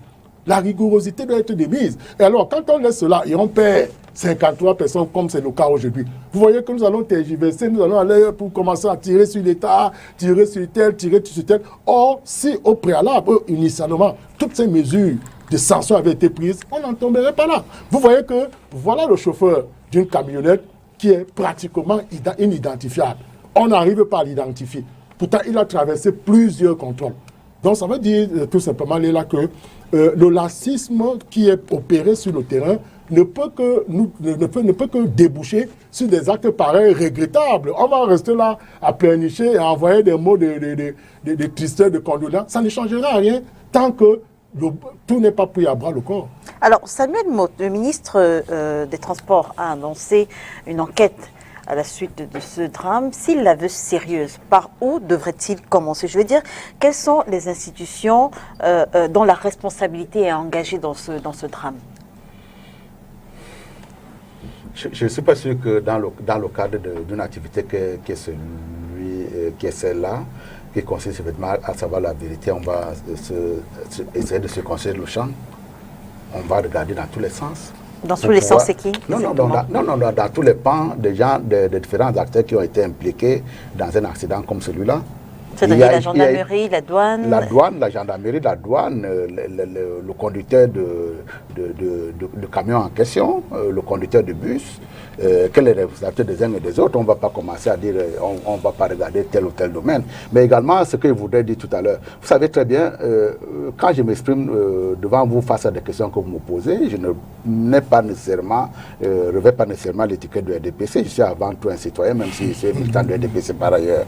Et autant, on peut avoir des sujets de divergence, autant également on peut avoir des sujets de convergence, notamment en ce qui concerne les agissements des uns et des autres dans la place publique. Je veux dire, quand il s'agit de condamner une activité qui est condamnable au regard de la loi et au regard du fonctionnement de la société, parce qu'elle est posée par un agent public, il faut condamner cette activité-là avec la plus ferme violence. Il n'y a pas à protéger. En ce qui concerne également les sujets de divergence, tout à l'heure, les attitudes des préfets, en ce qui concerne notamment la poursuite qu'ils ont prise par rapport à Majesté Sokodjo, il m'arrive également d'avoir des sujets de divergence avec des autorités administratives, les préfets en l'occurrence, quand ils estiment qu'ils sortent de leur domaine de compétences. Donc il n'y a pas à couvrir, parce qu'il en va de la sécurité de tout le monde. Je veux dire un sous-préfet qui ne fait pas très bien son travail et qui met en danger les populations d'une certaine localité, ça doit interpeller le citoyen que je suis. Au-delà de mon étiquette de militant de RDPC. Quand il y a un sous-préfet qui se comporte mal dans tel ou tel domaine, il en va de même également qu'on puisse le condamner. Et notamment, ces gens d'agents de maintien de l'ordre, qui sont très souvent des forces de défense, ils ont un rôle primordial en ce qui concerne notre sécurité à nous. On n'a pas à le couvrir. Mais je dis tout simplement, et c'est peut-être là où on a des points de divergence, c'est de dire effectivement qu'en ce qui concerne l'ensemble de ces activités-là, très souvent quand il y a un corrompu, c'est parce qu'il y a un corrupteur quelque part. Mais également, ne jouons pas trop au complotisme. Parce que là, quand vous posez la question en disant, mais on n'arrive pas à connaître aujourd'hui. Quand je prends par exemple le communiqué. Vous estimez que ce n'est pas une question importante? Non, elle est importante. Une enquête sur elle est importante. Je voulais seulement vous rappeler que c'est également une préoccupation de premier ordre, y compris vis-à-vis des gens qui ont fait ce communiqué-là.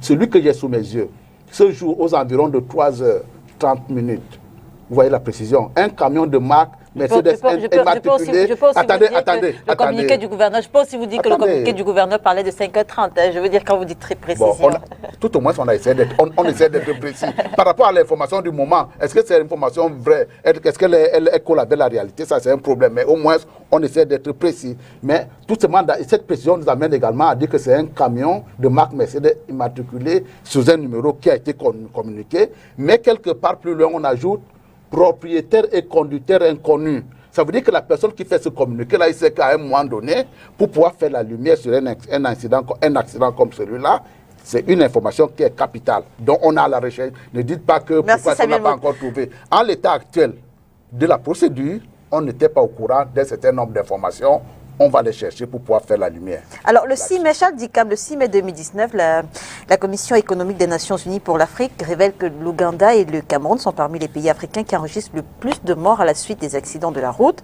Une moyenne de 16 583 accidents de la route par an, avec environ 1500 décès pour le cas du Cameroun. Comment sortir de ce classement macabre? On sort sur un dernier tour de table. Je pense que c'est la seule chose que nous partagerons avec l'Ouganda, parce qu'en matière d'infrastructure, pour être passé par Kampala, ils sont bien devant. Non, le comportement citoyen il est forcément, comment dirais-je, est fortement impliqué. Il faudrait que les uns et les autres prenions conscience de ce que, quand nous prenons le volant, on n'engage pas seulement notre vie à nous, mais également celle de ceux que nous croisons. Le comportement citoyen ne peut pas ne pas être questionné. Mais ce que je voudrais dire, c'est que nous voyons un certain nombre d'incongruités. Il suffit que nous nous mettions à la fenêtre, si vous en avez une ici, on va voir des véhicules qui, de toute évidence, n'ont rien à faire sur la chaussée, mais qui passent 50 fois, 60 fois devant les contrôles, et qui vont, le cas échéant, même quand ils seront contrôlés, donner une visite technique, un certificat de visite technique. Donc, alors quand je vois la sortie du ministre, j'aurais préféré qu'il dise qu'il a pris acte et qu'il va. Parce que quand il commence à parler de nuit, de voyage de nuit, etc., non, vraiment, ça c'est pour noyer un poisson qui est beaucoup trop gros. Il y a beaucoup de choses au sein de sa structure même qu'il faut qu'il revoie. Manifestement, on a libéralisé le contrôle technique et peut-être même que ces licences-là s'achètent aujourd'hui, parce que quand je vois la prolifération des contrôles techniques, et que je vois que autant le nombre de structures qui font du contrôle technique, le nombre a évolué, mais autant le nombre de gens qui ont des faux certificats de visite a évolué aussi. Je ne sais pas, il faut peut-être chercher à faire une corrélation entre les deux. Voilà, quand il y en avait un ou deux, et qui savaient que d'entrée, c'est vers eux qu'on se retournerait, peut-être que ça marchait un peu mieux. En tout cas, il faut trouver une solution pour que on ne reçoive plus sa visite technique par WhatsApp. Parce qu'il m'est arrivé de voir ça, quelqu'un à côté de moi, à qui on envoie sa visite technique par WhatsApp. Et qu'est-ce que vous avez fait? Je n'ai aucune autorité, ni de police, ni de quoi que ce soit. Je veux dire en tant que citoyen conscient. Non, je lui ai posé la question à ce monsieur-là. Je dis, comme tu fais là, tu penses que c'est bon?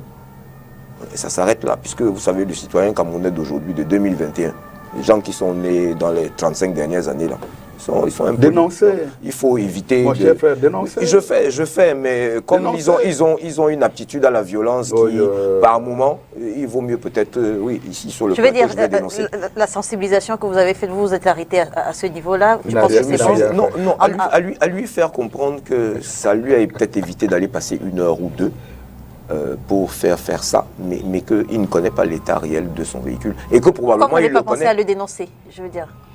À le dénoncer? Ben oui. Mais donc, attendez, mais vous êtes complice? je passerai ma journée dans les commissariats. Mais c'est un devoir citoyen. Et qui va me nourrir? Vos 36 000, pendant que moi je suis au commissariat pour dénoncer vos agissements, pendant ce temps qui nourrit ma famille. Maître Moustapha Ngouana sur la même question. Non, je fais ce que je peux. Là où j'ai prise, ça veut dire que mes enfants, j'essaie de les éduquer du mieux que je peux. Autour de moi, ma famille, les gens sur lesquels j'ai prise, j'essaie de faire ce que je peux, mais au-delà, j'en ai pas la capacité. C'est la même question, Maître Moustapha Ngouana. Comment rendre plus efficaces les actions qui sont menées? Comment justement réduire les accidents de route sur nos axes? Je pense que si on veut véritablement résoudre les problèmes d'accidents sur nos routes, il faut d'abord améliorer la qualité de notre réseau routier.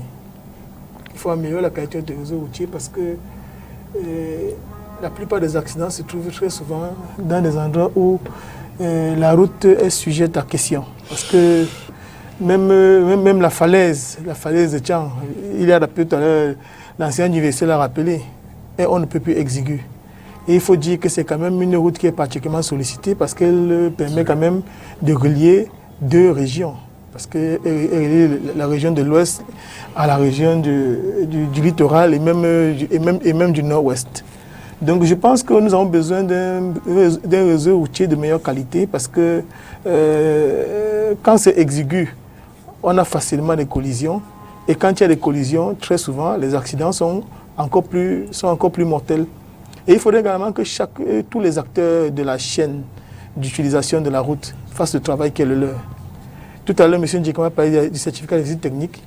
Il faut que chacun ait un certificat de visite technique qui renvoie à la réalité de l'état de son véhicule. Il faut que chacun fasse donc sa part. Il faudrait également que ceux qui font les contrôles routiers fassent le travail qui est le leur. Il faudrait même que le citoyen également puisse dire non, cette voiture, si telle qu'elle est là, je ne peux pas entrer dans cette voiture, puisqu'en plus c'est sa vie qui en dépend. Donc en réalité, il y a une véritable crise de la citoyenneté. Parce qu'en fait, le citoyen est engagé. Le citoyen est engagé dans l'intérêt collectif. Donc au-delà des récriminations qu'on peut avoir pour l'État, relativement au réseau routier, relativement aux différents manquements qui sont les siens, il y a également les citoyens qu'il faut interpeller. Mais il faut également que l'État soit un peu plus responsable.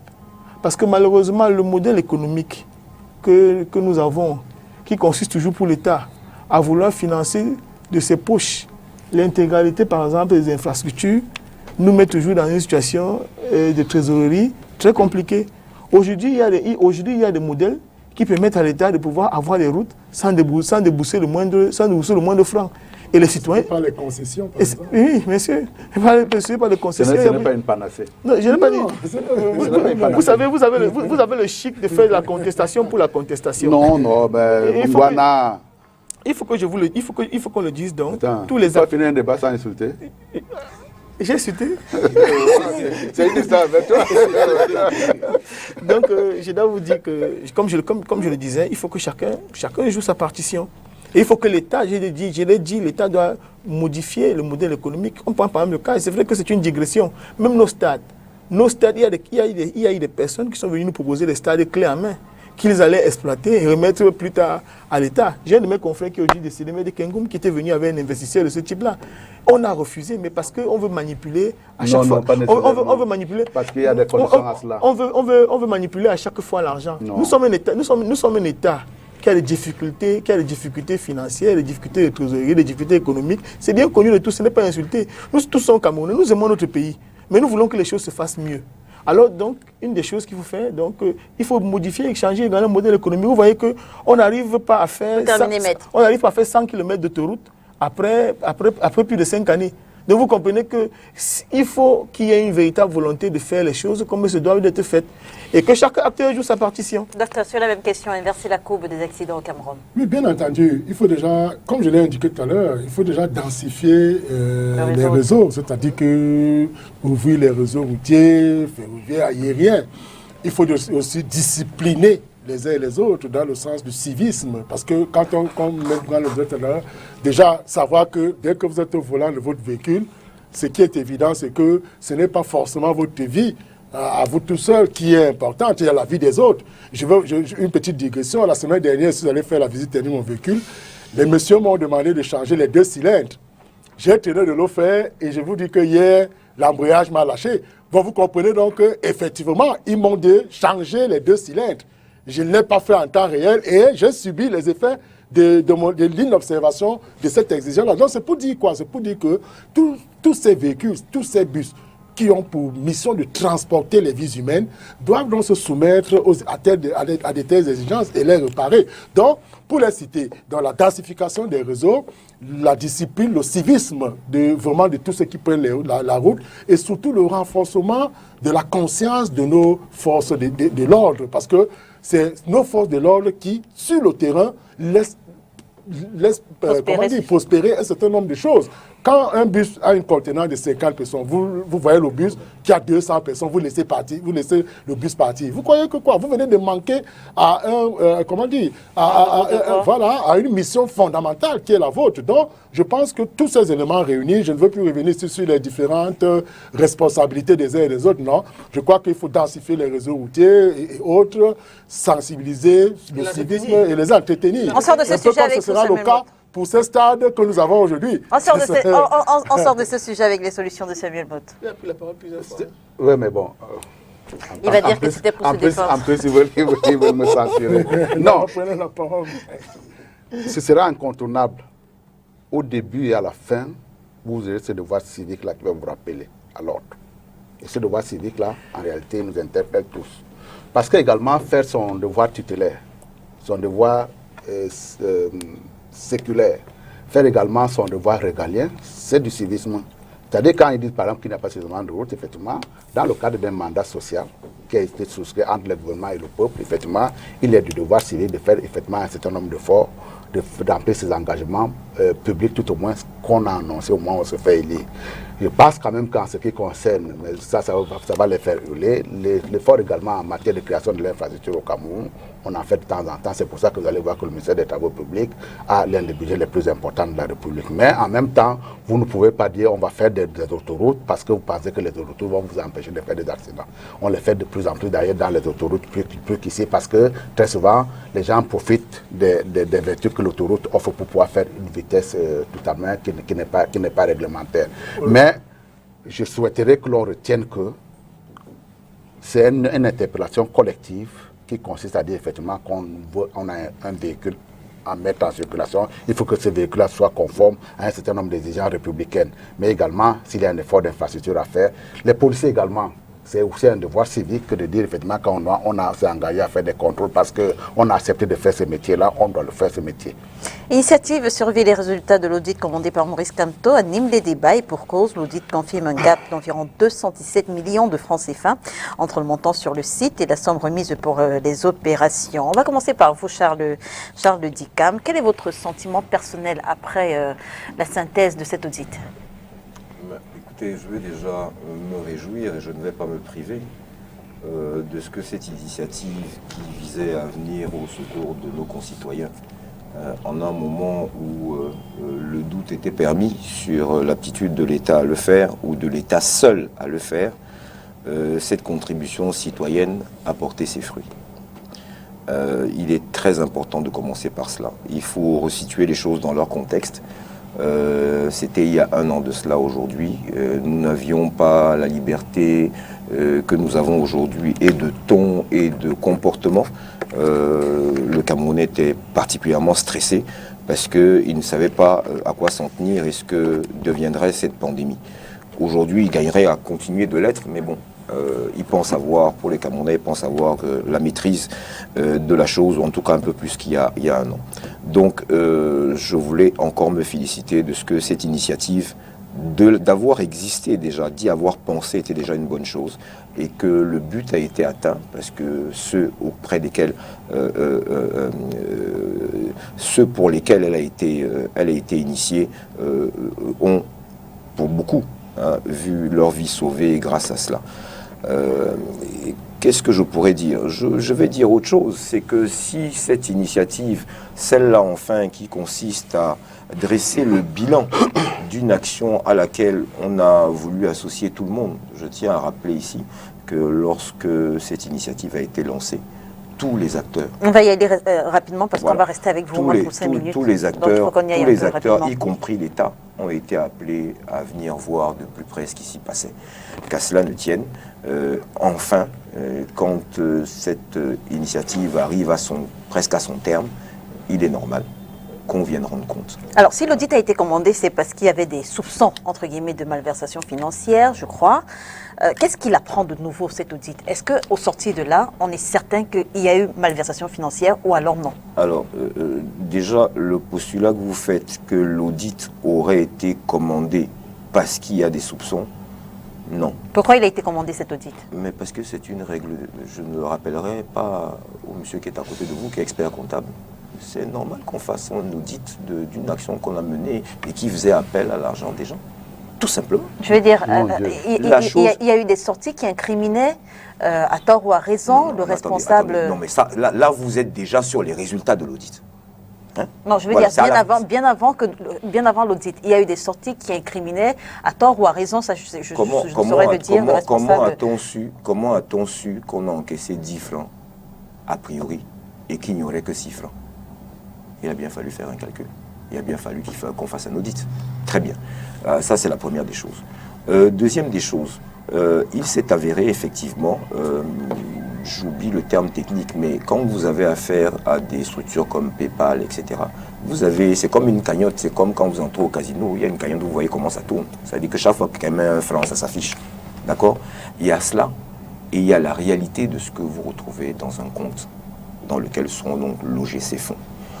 Ce sont des intentions qui sont marquées. Je parle là des différentes thèses possibles et probables qui pourraient expliquer l'écart entre ce qui était affiché et ce qui s'est réellement trouvé en compte. D'accord? Il y a plusieurs possibilités, parmi lesquelles donc le fait qu'entre l'intention et la réalisation, je peux renoncer. Moi qui décide, je peux renoncer. J'entends déjà votre rire, monsieur Mout. Je suis en train d'élaborer un certain nombre de thèses. Il va mieux ne pas être là devant moi. Parce que là... Non, je suis devant vous, mais vraiment avec beaucoup de certitude. J'aimerais que par la suite, vous fassiez preuve de la même rigueur à l'endroit des vôtres. Si nous pouvions nous asseoir aussi comme ça, parce que le ministre des Finances, ou je ne sais trop qui gère la fortune publique, les 3/4 de vos camarades sortis de l'ENAM qui sont aujourd'hui à Koningui, à Neubel, c'est-à-dire que c'était habitué à cet exercice, nous n'en serions pas là. On referme la parenthèse et on revient. De nos deniers à tous. Il s'agit de nos deniers. On referme la parenthèse et on revient. Je suis donc en train de dire que il y a cette possibilité-là. Il y a la possibilité, en Europe, ça arrive très souvent, qu'on te prenne ta carte et que quelqu'un aille l'utiliser pour acheter des habits ou faire autre chose et que tu constates qu'il y a un achat qui n'est pas tien. Autre cas. Maintenant, il peut y avoir aussi le bug, comme ça se fait souvent, ça arrive souvent en matière informatique. Maintenant, il peut y avoir malversation. Tout ça fait partie des hypothèses. Mais est-ce que l'audit n'était pas justement censé répondre à ces hypothèses-là? Je veux dire, qu'est-ce que l'audit apprend de nouveau au sorti de cet audit? Qu'est-ce qu'on a appris de nouveau? L'audit corrobore le fait qu'il y a un écart et l'audit demande donc qu'on fasse maintenant un audit technique pour situer l'écart et savoir qu'est-ce qui est à la base de l'écart, c'est-à-dire qu'on puisse répondre, choisir parmi les 4 exemples. J'ai donné 4 hypothèses tout à l'heure. L'audit permet cela, l'audit technique. D'accord? Donc, ça a été confié, ça a été fait de manière, comment dirais-je, organisée. Je pense que c'est comme ça que ça se passe en matière comptable. Donc, ils ont fait un premier audit. Ce premier audit a confirmé qu'il y a un écart. Maintenant, il y a une partie technique qui fait l'objet d'un audit technique. D'accord? Voilà. Samuel Mout, justement, c'est lui l'expert comptable sur... je souhaiterais finir avec votre permission. Allez-y, Au-delà des chiffres, au-delà de la méthodologie pour laquelle j'espère que je ne serai pas venu pour rien aujourd'hui, que je profiterai de la science de l'expert comptable qui est en face de moi. Parce qu'il a beau être militaire RDPC, sa qualité d'expert comptable lui a permis aussi d'occuper la position qu'il a là-bas. J'espère que je profiterai donc de ses connaissances. Je voudrais dire... En d'autres termes, vous espérez que c'est l'expert comptable qui va prendre la parole et non le militant du RDPC? Vous m'avez bien compris, Léla. J'espère que lui aussi m'a compris. Il va faire preuve de l'orthodoxie qu'il faudra. Non, ce que je voulais dire, c'est que ce mot audit doit rentrer dans l'entendement des Camerounais, surtout ceux qui gèrent la fortune publique, qui ne soient pas étonnés. Et mais vraiment, je suis amusé, mais en même temps, c'est un rire jaune de ce que ceux-là qui aujourd'hui veulent essayer de jeter l'opprobre sur cette excellente initiative et qui s'est formidablement bien déroulée, soit ceux-là même qui avaient été invités à en faire partie, à avoir un jeton à la table. Voilà, c'est par ça que je veux dire. On va passer la parole d'abord à Maître. On va permettre que Samuel Mout... Vous me retirez la parole. Maître, est-ce que vous diriez que cet audit était nécessaire? Je pense que lorsqu'on a fait appel une levée de fonds. Lorsqu'on fait appel, on fait une levée de fonds, il est bon quand même qu'à un moment donné, on puisse rendre compte aux différents contributeurs et même aux membres de sa formation politique. Parce que c'était une initiative qui était quand même menée par le MRC à travers son initiative Survie. Donc je pense que quand on fait une levée de fonds comme cela, où on a appelé le peuple à pouvoir manifester sa générosité, son élan de cœur pour l'intérêt collectif, son humanisme, il n'est pas mauvais que ce soit fait. Je voudrais dire que c'est une très bonne chose qu'une formation politique, et en particulier de l'opposition, se mette dans cette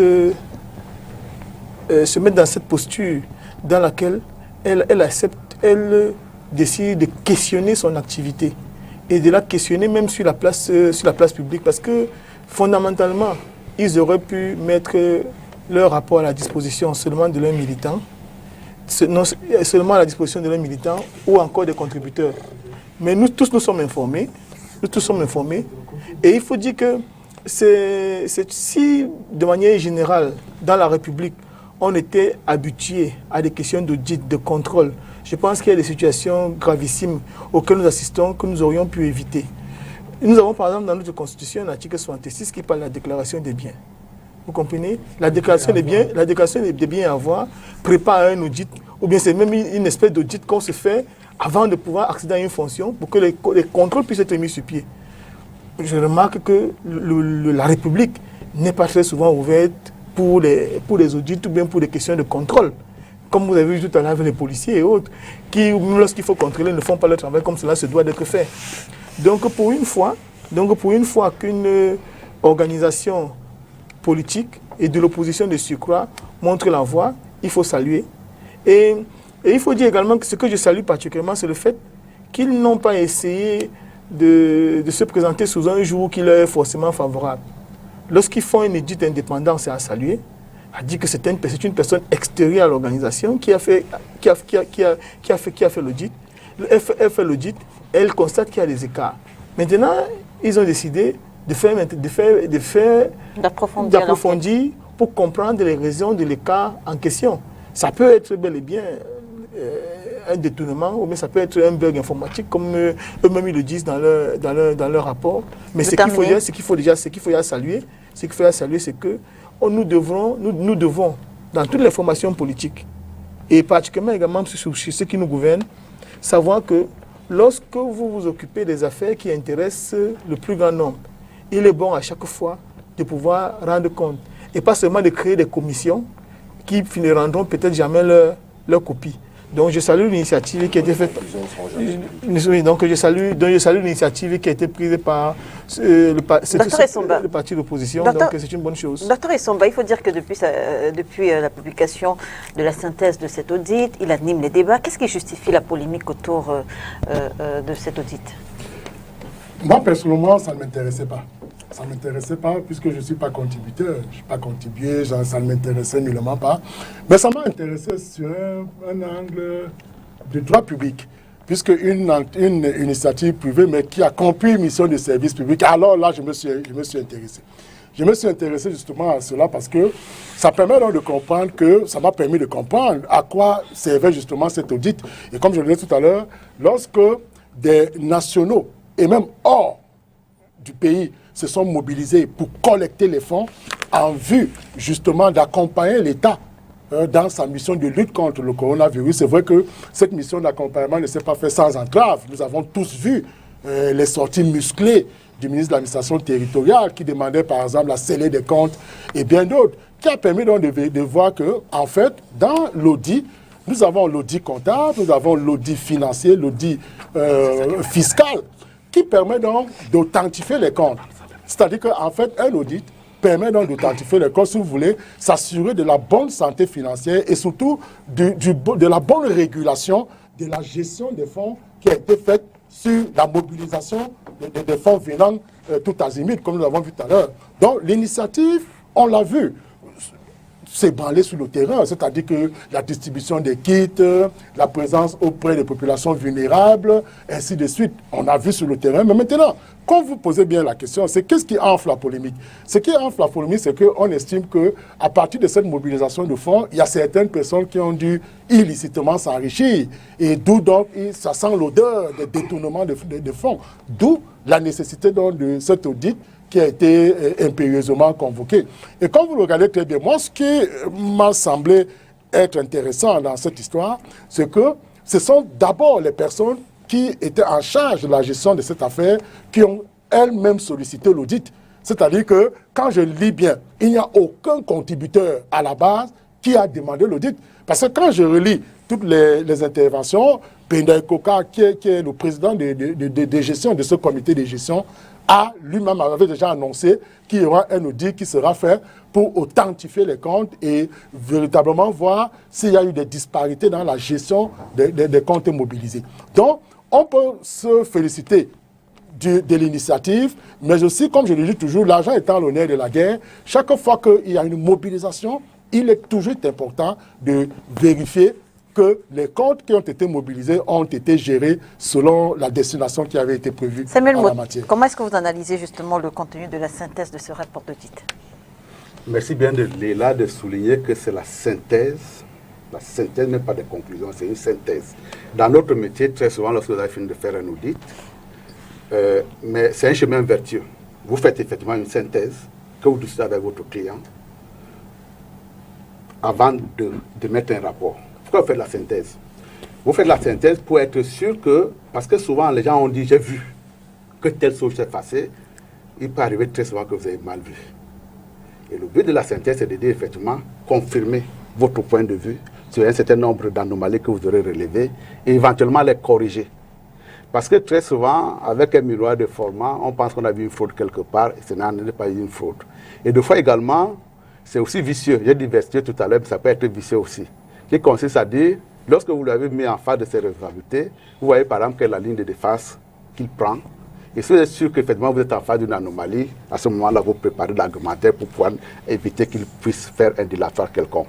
Donc, à proprement parler, on ne serait même pas en train de viser sur ce rapport-là, parce qu'en réalité, c'est un chemin, c'est un, comment dirais-je, un papier intermédiaire qui n'a vraiment pas de valeur. Mais en même temps, j'ai comme l'impression qu'ils font de la manipulation autour.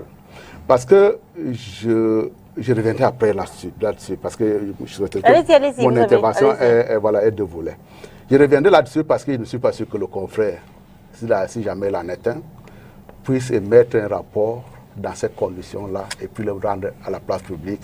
Je préférerais violent de saisir le Conseil de l'ordre en France pour pouvoir dire voilà effectivement quelqu'un qui ne tient pas compte de son éthique, qui doit l'accompagner dans le cas de l'examen qu'il pose. Quels sont les manquements de ce rapport? Je viendrai là-dessus après, Léla. Cette opération, à la base, c'est une opération, j'allais dire, d'esbrouf et d'affabulation.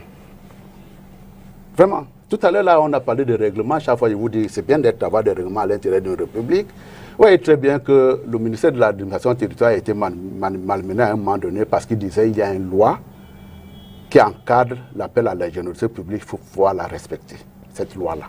Et très souvent, on est rentré dans nos clivages en disant, oui, mais il le dit parce que, comme c'est le MRC qui a pris l'initiative, non, une loi, c'est une loi. Elle doit être appliquée à tout le monde.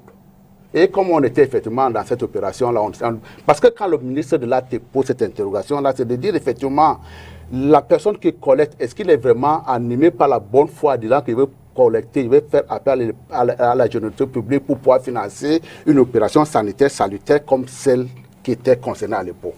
Mais effectivement, on est tombé sur lui à bras raccourcis pour des raisons effectivement qu'il ne peut pas commettre. Mais également, suivant ce processus, quand Benoît Ekoka s'interroge à un moment donné, Christian Ekoka, pardon, Benoît c'est mon confrère, Benoît c'est mon confrère. Quand Christian Ekoka, Benoît Ekoka c'est un confrère, moi c'était d'ailleurs mon maître de stage, il s'interroge effectivement, je ne suis pas sûr qu'il est dans une interrogation vertueuse. En réalité, comme on est dans un schéma d'affabulation et de sbrouf, je crois qu'il se rend compte que des informations qu'il a, lui il a été doublé quelque part. Ça je peux vous assurer. Je pense qu'il a été doublé quelque part et donc, comme il manque de sang-froid à l'intérieur du MRC, il commence à s'écrire sur tous les toits, où est la différence, où est la différence, où est la différence. Et par la suite, effectivement, quand ils se ressaisissent, ils disent effectivement, et là également on est dans l'esbrouf et dans le pantouflage, quand il commence à dire je vais chercher un expert comptable, voilà, j'ai lu son communiqué. Il dit, nous sommes en train d'interroger des gens, passer des interviews aux gens pour savoir à qui on donne cette mission d'audit-là. J'ai souri. Parce que les opérations qui sont en cause, c'est à peu près 1 million d'euros. C'est 600 millions de nos francs. Pas grand-chose en somme pour un auditeur. Pour nos vies communes, à vous et à moi, effectivement, avoir 600 000 francs entre les mains, c'est beaucoup. 600 millions entre les mains, c'est beaucoup. Mais pour auditer 600 millions, vraiment, on n'a pas besoin d'aller chercher un spécialiste. Dans le thème même d'interview, montre à quel point on veut manipuler. On veut donner une consistance à quelque chose qui n'a pas de raison d'être. On veut justifier avec ce que nous appelons très souvent dans notre langage commun des gros mots. Interviewer des cabinets d'audit pour aller auditer 1 million d'euros, ça ne fait vraiment pas sérieux.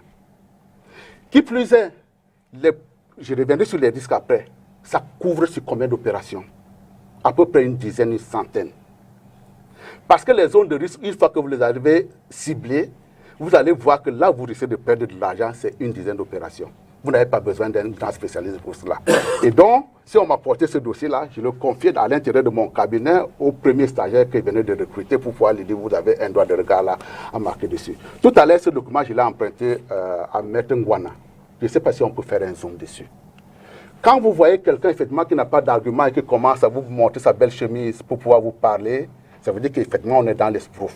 Ce schéma-ci, il n'a aucune raison d'être dans un rapport d'audit, parce qu'il n'explique absolument rien du tout.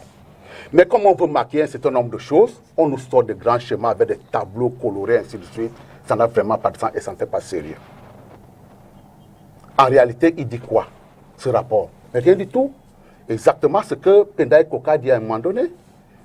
Quand je prends, là mais encore lui aussi, il continue avec des gros mots.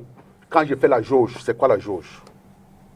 Quand j'ai jaugé le site internet, j'ai trouvé qu'il y avait 1 million d'euros. Quand je suis parti dans le compte bancaire, il n'y avait que 700. C'est quoi la jauge? C'est un langage d'enfumeur, tout simplement. Quels sont les manquements? Attendez, je donne sur les manquements. Vous vous exprimez depuis 5 minutes au moins. Donc il va non, on commence par là. Il a juste la informatique, dans ce cas-là. Non, laisse tomber. Je suis informaticien par ailleurs, Maître Ngwana. Je suis informaticien. Donc ça n'a pas de sens. Alors, les zones à risque dans un dossier comme celui-ci, c'est lequel? Le premier risque, c'est que moi, Samuel, je contribue à cette opération-là et que PayPal ou Stripe ne comptabilisent pas ma contribution. En réalité, c'est le plus gros risque. Et c'est l'unique risque que même j'allais vous dire, c'est l'unique risque. Sauf que ce risque-là est couvert parce que ce sont des sociétés de collecte d'informations qui sont tellement surveillées qu'à la limite, si un incident comme celui-là vous arrive, c'est vraiment un incident à la marche. Très bien. Une fois que vous avez contribué, en réalité, vous avez un compte à PayPal et vous avez un compte à Stripe. C'est ce compte-là qui vous dit on a contribué pour 1 million, on a contribué pour 2 millions, que ce soit Stripe, que ce soit PayPal. Donc, si vous avez 1 million, c'est 1 million de votre argent. Ça ne fait toujours pas de contestation. Maintenant, est-ce que Stripe ou PayPal a camouflé une partie des cotisations? Là, je peux vous dire qu'on est désemparé. Là, effectivement, je vous le concède, on peut recourir à un travail d'informaticien pour pouvoir savoir qu'il y a une partie des cotisations qui ont été soustraites. Mais, en réalité, compte tenu de la façon avec laquelle ces choses fonctionnent, aujourd'hui, on est plus ou moins obligé de croire à ce que Stripe et que PayPal nous dit. Donc, la vérité, c'est que PayPal nous dit 1 million de contributions. C'est votre compte. Si c'était un compte à chèque, ou alors s'il y avait un guichet quelque part, vous partez là-bas et vous dites, donnez-moi mon million. Après, maintenant, dans tous ces comptes-là, il y a un compte bancaire qui est adossé à la contribution. D'accord? Et ce compte-là, vous n'êtes pas 50 à le modifier. Vous n'êtes pas 50. Là, on me parle de 9 administrateurs, c'est du pipeau. Et la procédure même de modification du dit compte bancaire, dans lequel vous allez faire des modifications plus tard, est sujet également à une procédure. Et vous ne le faites pas d'un clic. Donc vous allez écrire à PayPal pour dire que le compte qu'il avait déclaré au départ, j'ai envie de le modifier, il va voir les conditions de modification. Si vous avez des habilitations nécessaires, il va le modifier. Mais en tout état de cause, vous avez un compte PayPal quelque part et vous avez votre compte bancaire. C'est vous manuellement, qui allez dire pour la journée, il y a eu pour 1000 francs, pour 1000 euros de contribution. Ces 1000 euros de contribution là, je vais le prendre du compte PayPal pour l'envoyer dans mon compte bancaire où je vais sortir de l'argent après. Et la seconde zone à risque, c'est effectivement donc dans ce transfert-là, qui va du compte PayPal, c'est un compte, hein. C'est-à-dire que vous devez vous lever aujourd'hui, Laurent vous a dit 1 million. C'est de ce compte-là, le transfert de ce compte à votre compte bancaire, qui va exister un second risque, qui est celui de lui, est-ce qu'on a transféré ça dans le bon compte? Est-ce que vous m'avez suivi? Est-ce qu'on a traversé dans le bon compte qui a été déclaré tout le monde comme étant celui qui collecte les fonds de survival? Et là également, il y a un contrôle qui est fait. Donc, quand quelqu'un vient faire l'audit et il vous dit qu'il y a une incertitude, il n'y a pas. Quand je vous dis que c'est une opération simple à faire, vous prenez votre compte PayPal, vous mettez votre compte bancaire à côté et vous faites c'est des pointages de 5 minutes. Donc, vous pouvez savoir là-dedans ce qui a été enlevé du compte PayPal et dans quel compte c'est parti. Il émet l'hypothèse d'un second compte. Ce second compte-là ne peut pas être un compte secret. Il doit avoir la trace. Et donc, lui-même ne fait pas son travail. Quand il continue avec cette incertitude-là. Troisième zone à risque, donc déjà, cette différence-là entre PayPal et le compte bancaire, il n'a pas à nous l'expliquer. Si ça existe, effectivement, il doit connaître la personne. Et vous terminez, Samuel Moutou. Je n'ai pas terminé. Non, et vous terminez, Samuel Moutou. Troisième zone de risque, troisième zone de risque, c'est effectivement, une fois que c'est rentré dans le compte bancaire, quelles sont les destinations des fonds? Maintenant, on est dans le compte bancaire. La différence entre PayPal et le compte bancaire, c'est une différence qui ne doit pas exister.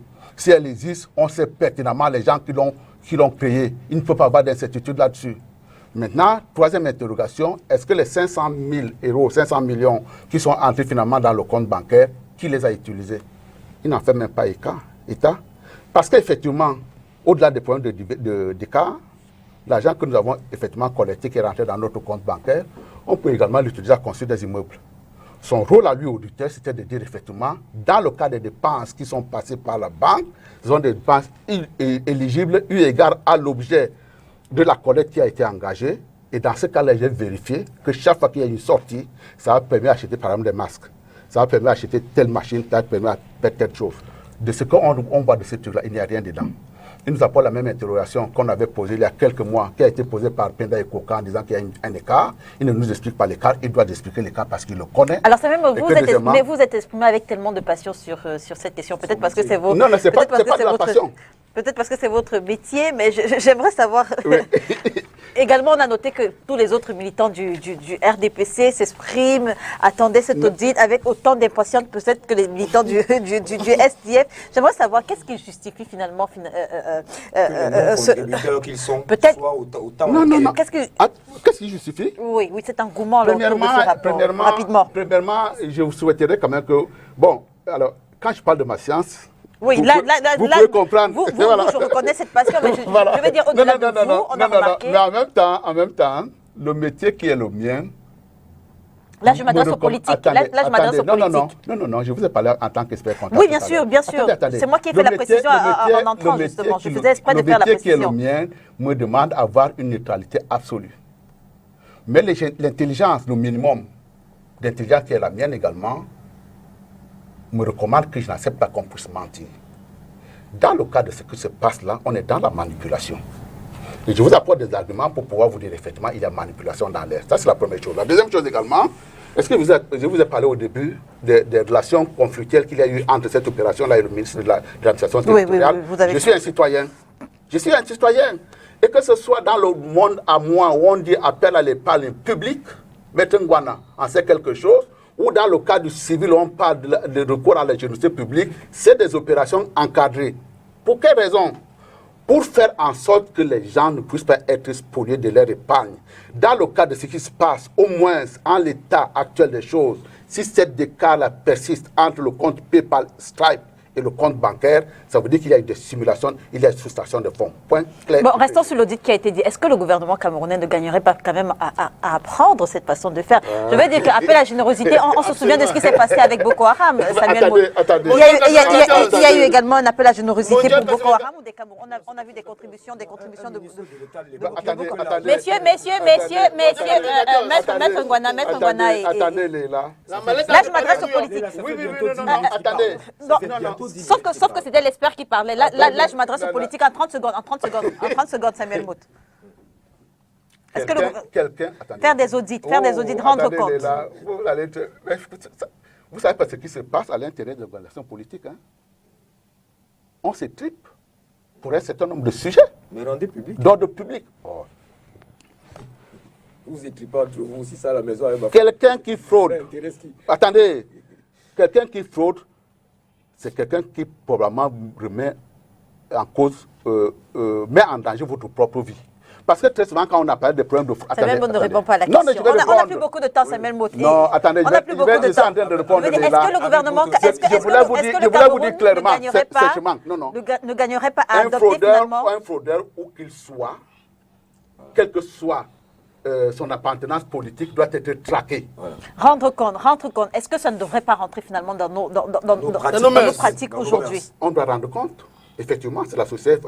Mais si vous dites, vous précisez seulement qu'en dans le cas d'espèce, il n'y a pas eu de compte rendu.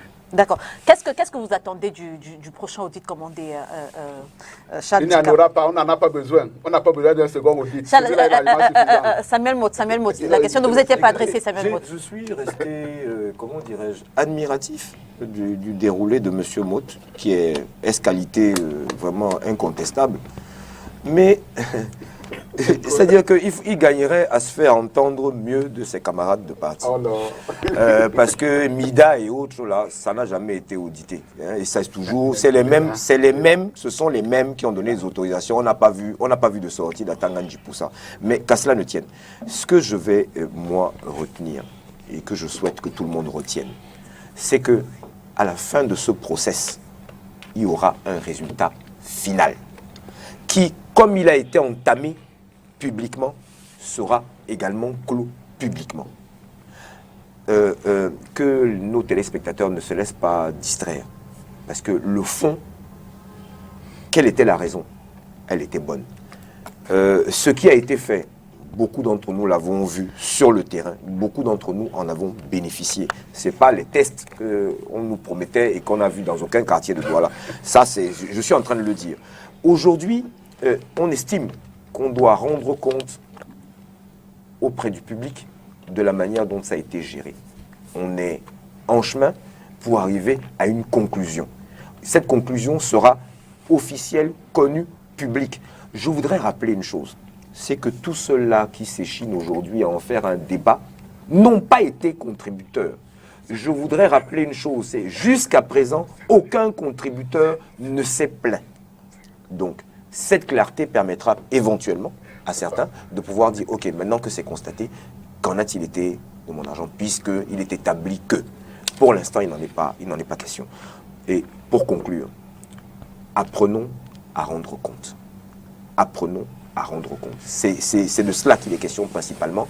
Et je m'adresse là aux militants du parti État. Il faudra, comme ça avait été fait en 72, mais là j'ose espérer que nous aurons un meilleur destin qu'en 72. En 72, quand nous avons organisé la Coupe d'Afrique des Nations, une fois qu'on l'a perdu sur le terrain, le président Edio a voulu savoir qu'est-ce qu'il en était en matière financière. Beaucoup sont allés en prison pour cela. J'espère que quand nous arriverons au terme de cette compétition, et peut-être de la prochaine, mais j'espère qu'on n'attendra pas la prochaine qui est prévue si elle ne glisse pas l'année prochaine, j'espère qu'au terme de cette compétition, quelle qu'en soit l'issue, et surtout si le Cameroun l'a gagné, ce que je souhaite pour mon pays et ma nation, qu'on ne trouve pas, qu'on ne prenne pas ce prétexte pour ne pas rendre compte. Il faudra qu'on nous rende compte des nombreux milliards engloutis. Parce que je sais que des gens avec autant de science que M. Moti en a en centaines au Cameroun, mais nous n'avons encore rien inventé, ni l'avion, ni la poudre, ni quoi que ce soit. Si ces mêmes stades d'importance égale, de qualité égale, ont coûté 3 fois moins ailleurs, nous sommes tout aussi en droit de réclamer ce type de comportement, l'audit. Et on sort de cette émission sur la gronde des enseignants d'université, c'était cette semaine. On va commencer par vous, docteur. Est-ce que vous avez touché votre prime, déjà? Oui, mais la mienne est passée. La mienne est passée lundi à 19h. Pour que tu viennes annoncer la bonne nouvelle à la télé. Mais la mienne est passée, mais pas pour tous les autres. Vous savez... Jusqu'à l'heure actuelle? Jusqu'à l'heure actuelle, le monde n'est pas... Le ministre avait parlé du 28. Oui, vous savez, c'était une annonce, mais sur le terrain de la pratique, ça ne s'est pas réalisé. Vous savez, les paiements, selon les dits du ministre des Finances, se sont faits en fonction, disons, en fonction des prévisions dans la caisse de l'État. Et vous vous rappelez que, à des recettes dans la caisse de l'État, vous vous rappelez que de la lettre H, M, N, jusqu'ici, ces lettres ne sont pas encore payées. Parce que vous savez, ils ont trouvé une stratégie de payer par l'aide. Par autre alphabétique. Non, pas par ordre alphabétique.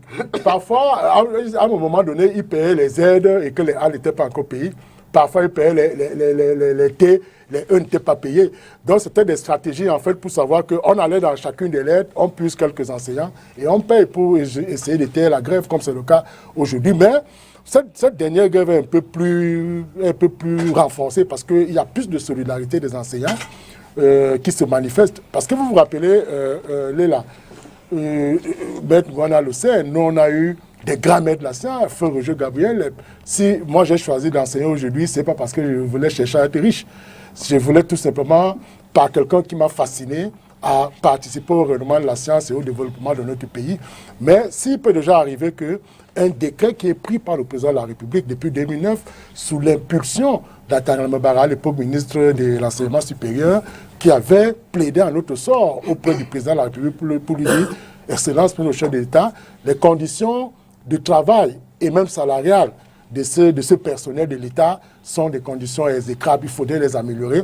Et c'est à partir de là qu'en 2009, sur le plan légal, le président a pris un décret qui nous allouait donc une prime pour la modernisation de la recherche. Et je dois vous avouer que c'est cette prime aujourd'hui qui nous permet de faire de la recherche. Parce que le salaire étant essentiellement alimentaire, vous ne pouvez rien prendre dans le salaire pour acheter des bons et faire autre chose. Donc c'est cette prime effectivement qui nous permet, si Léa aujourd'hui, je peux songer qu'un jour je pourrais acheter une petite bâtisse aussi quelque part, c'est grâce aussi à cette prime. Parce que le salaire, comme je l'ai indiqué, est essentiellement alimentaire. Maintenant, vous avez donc que cette prime ne vient donc que à la suite d'une grogne. C'est-à-dire qu'il faudrait qu'on annonce de faire grève pour l'avoir. Pourtant, je vais vous dire, nous ne sommes pas le seul corps à avoir cette prime. Le corps de la magistrature a la même prime. Mais vous ne suivez pas les bruits de la toge des magistrats. Pourquoi? Parce qu'elle passe sans problème ou bien parce qu'ils sont... On n'arrive pas à s'expliquer. Autre chose, au-delà de cette prime, nous avons des prestations que nous menons au sein de nos institutions universitaires, au sein de nos établissements. Même ces prestations ne sont pas payées. On ne comprend pas pourquoi. Pourtant, nos étudiants se déchargent de leurs frais universitaires qui permettent quand même de renflouer les caisses de chacune des institutions. Donc, c'est pour ce double malaise que les enseignants se plaignent. C'est là, je finis par un exemple.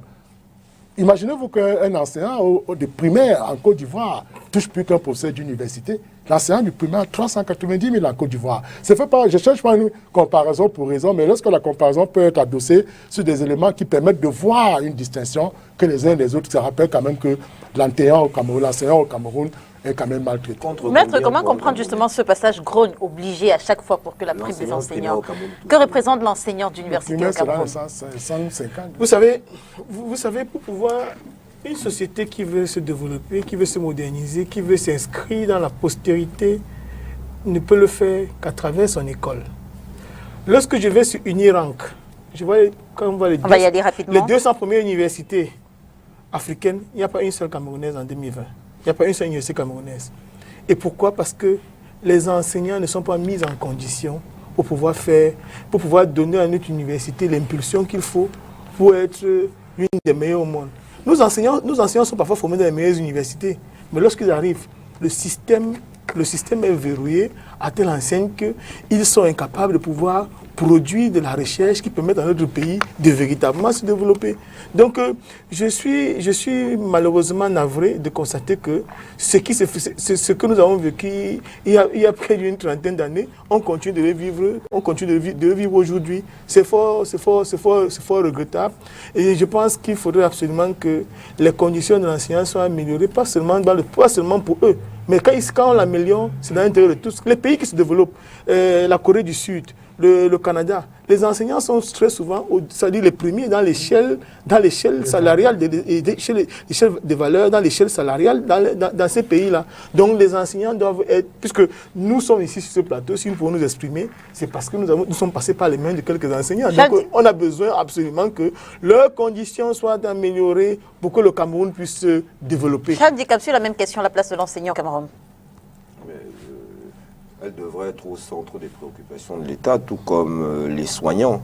Il y a comme ça quelques professions qui mériteraient ou qui méritent une attention particulière parce que ce sont elles qui permettent aux uns et aux autres, à la société globalement, d'évoluer. Et le professeur l'a dit tout à l'heure, docteur Luison Bissomba l'a dit tout à l'heure, quand on en arrive au stade où une décision du chef de l'État n'est pas respecté, n'est pas appliqué. Bon, on peut faire... un décret, si je ne m'abuse. Oui, un décret. Mais chaque fois, il faut aller négocier sur quelque chose que le Tout-Puissant a déjà décidé. Il y a un problème. Il y a un problème. Et le problème, c'est lequel, Samuel Maud? Le chef de l'État tient-il réellement ses collaborateurs comme il devrait? Non, mais il les tient forcément. Maintenant, entre souvent une décision stratégique comme celle-là qui consiste à dire de manière stratégique qu'on veut améliorer les conditions de vie des enseignants et l'opérationnel, très souvent il peut y avoir un déphasage. Mais en tout état de cause... Sauf que ça fait quoi, 8 ans que ce décret a été signé, une dizaine d'années, 12 ans. Vous ne m'avez pas laissé terminer. Vous ne m'avez pas laissé terminer. Sauf que 12 ans que La langue de bois. ça fait plus de 10 ans que ce La langue de bois. Messieurs, ça fait plus de 10 ans que ce décret a été signé et les enseignants, ils sortent au minimum 2 fois par an pour réclamer ce que je souhaitais que vous reteniez ici, c'est que... Est-ce que le chef de l'État tient ses collaborateurs? C'est une préoccupation permanente pour le chef de l'État de penser qu'il doit améliorer les conditions de vie des citoyens de manière générale et principalement celui des enseignants. Maintenant, effectivement, je peux vous dire qu'il peut y avoir des contraintes qui font que ça ne s'est pas fait. Mais également, je ne suis pas là pour pouvoir dire qu'un enseignant doit être bien payé de manière irréfutable. Pourquoi est-ce que ça a traîné? Ça, c'est une autre paire de manches. Je ne suis pas dans non, le... pourquoi est-ce que ça traîne tout le temps? Parce que je le dis, par an, Ne dites pas également que ça traîne tout le temps. Est-ce que le chef de l'État... Encore une dernière fois. Le chef de l'État est au courant de ça? Notez quand même que notre barque, elle tient. Elle tient quand même parce qu'on a au moins réussi à assurer l'essentiel. Il y a également, mais on prenait également, je veux dire, en comparaison des pays comme le Tchad, effectivement, qui avaient propension à payer à un certain niveau, un certain nombre de ses employés. Aujourd'hui, ils sont à la traîne. Mais si le chef de l'État tient ses collaborateurs, qu'est-ce qui explique qu'un décret qu'il a signé de sa propre main ne soit pas respecté? Je voulais seulement vous dire les contraintes de trésorerie, tout simplement. Le laxisme également peut faire, mais ce n'est pas fait de manière plus ou moins volontaire en disant qu'on veut se braquer contre une décision du chef de l'État. Mais une contrainte budgétaire peut faire effectivement qu'on puisse repousser. Maintenant, repousser à horizon de 12 ans, effectivement, ça me semble assez important. Mais il faut également, le simple fait peut-être d'avoir décalé les 6 premiers mois. On peut passer à autre chose en pensant que ça a été fait. Et puis finalement, c'est pour ça qu'on n'est pas là également pour pouvoir réprimer des gens. Quand vous avez une revendication comme celle-là à porter, dans le cadre d'un carnaval républicain, vous portez la revendication parce qu'un décret également peut se faire dans le droit. Merci Samuel Maud d'avoir accepté notre invitation. Merci Maître Gouana d'avoir été là. Merci Charles Dicam. Merci Docteur et Somba. Mesdames et messieurs, merci de nous avoir suivis. Cette émission est rediffusée ce soir lorsqu'il sera 20h30. Demain, lundi, lorsqu'il sera 13h30. On se retrouve très vite sur les antennes de Spectrum Télévision, si bien sûr Dieu le veut. Bon dimanche.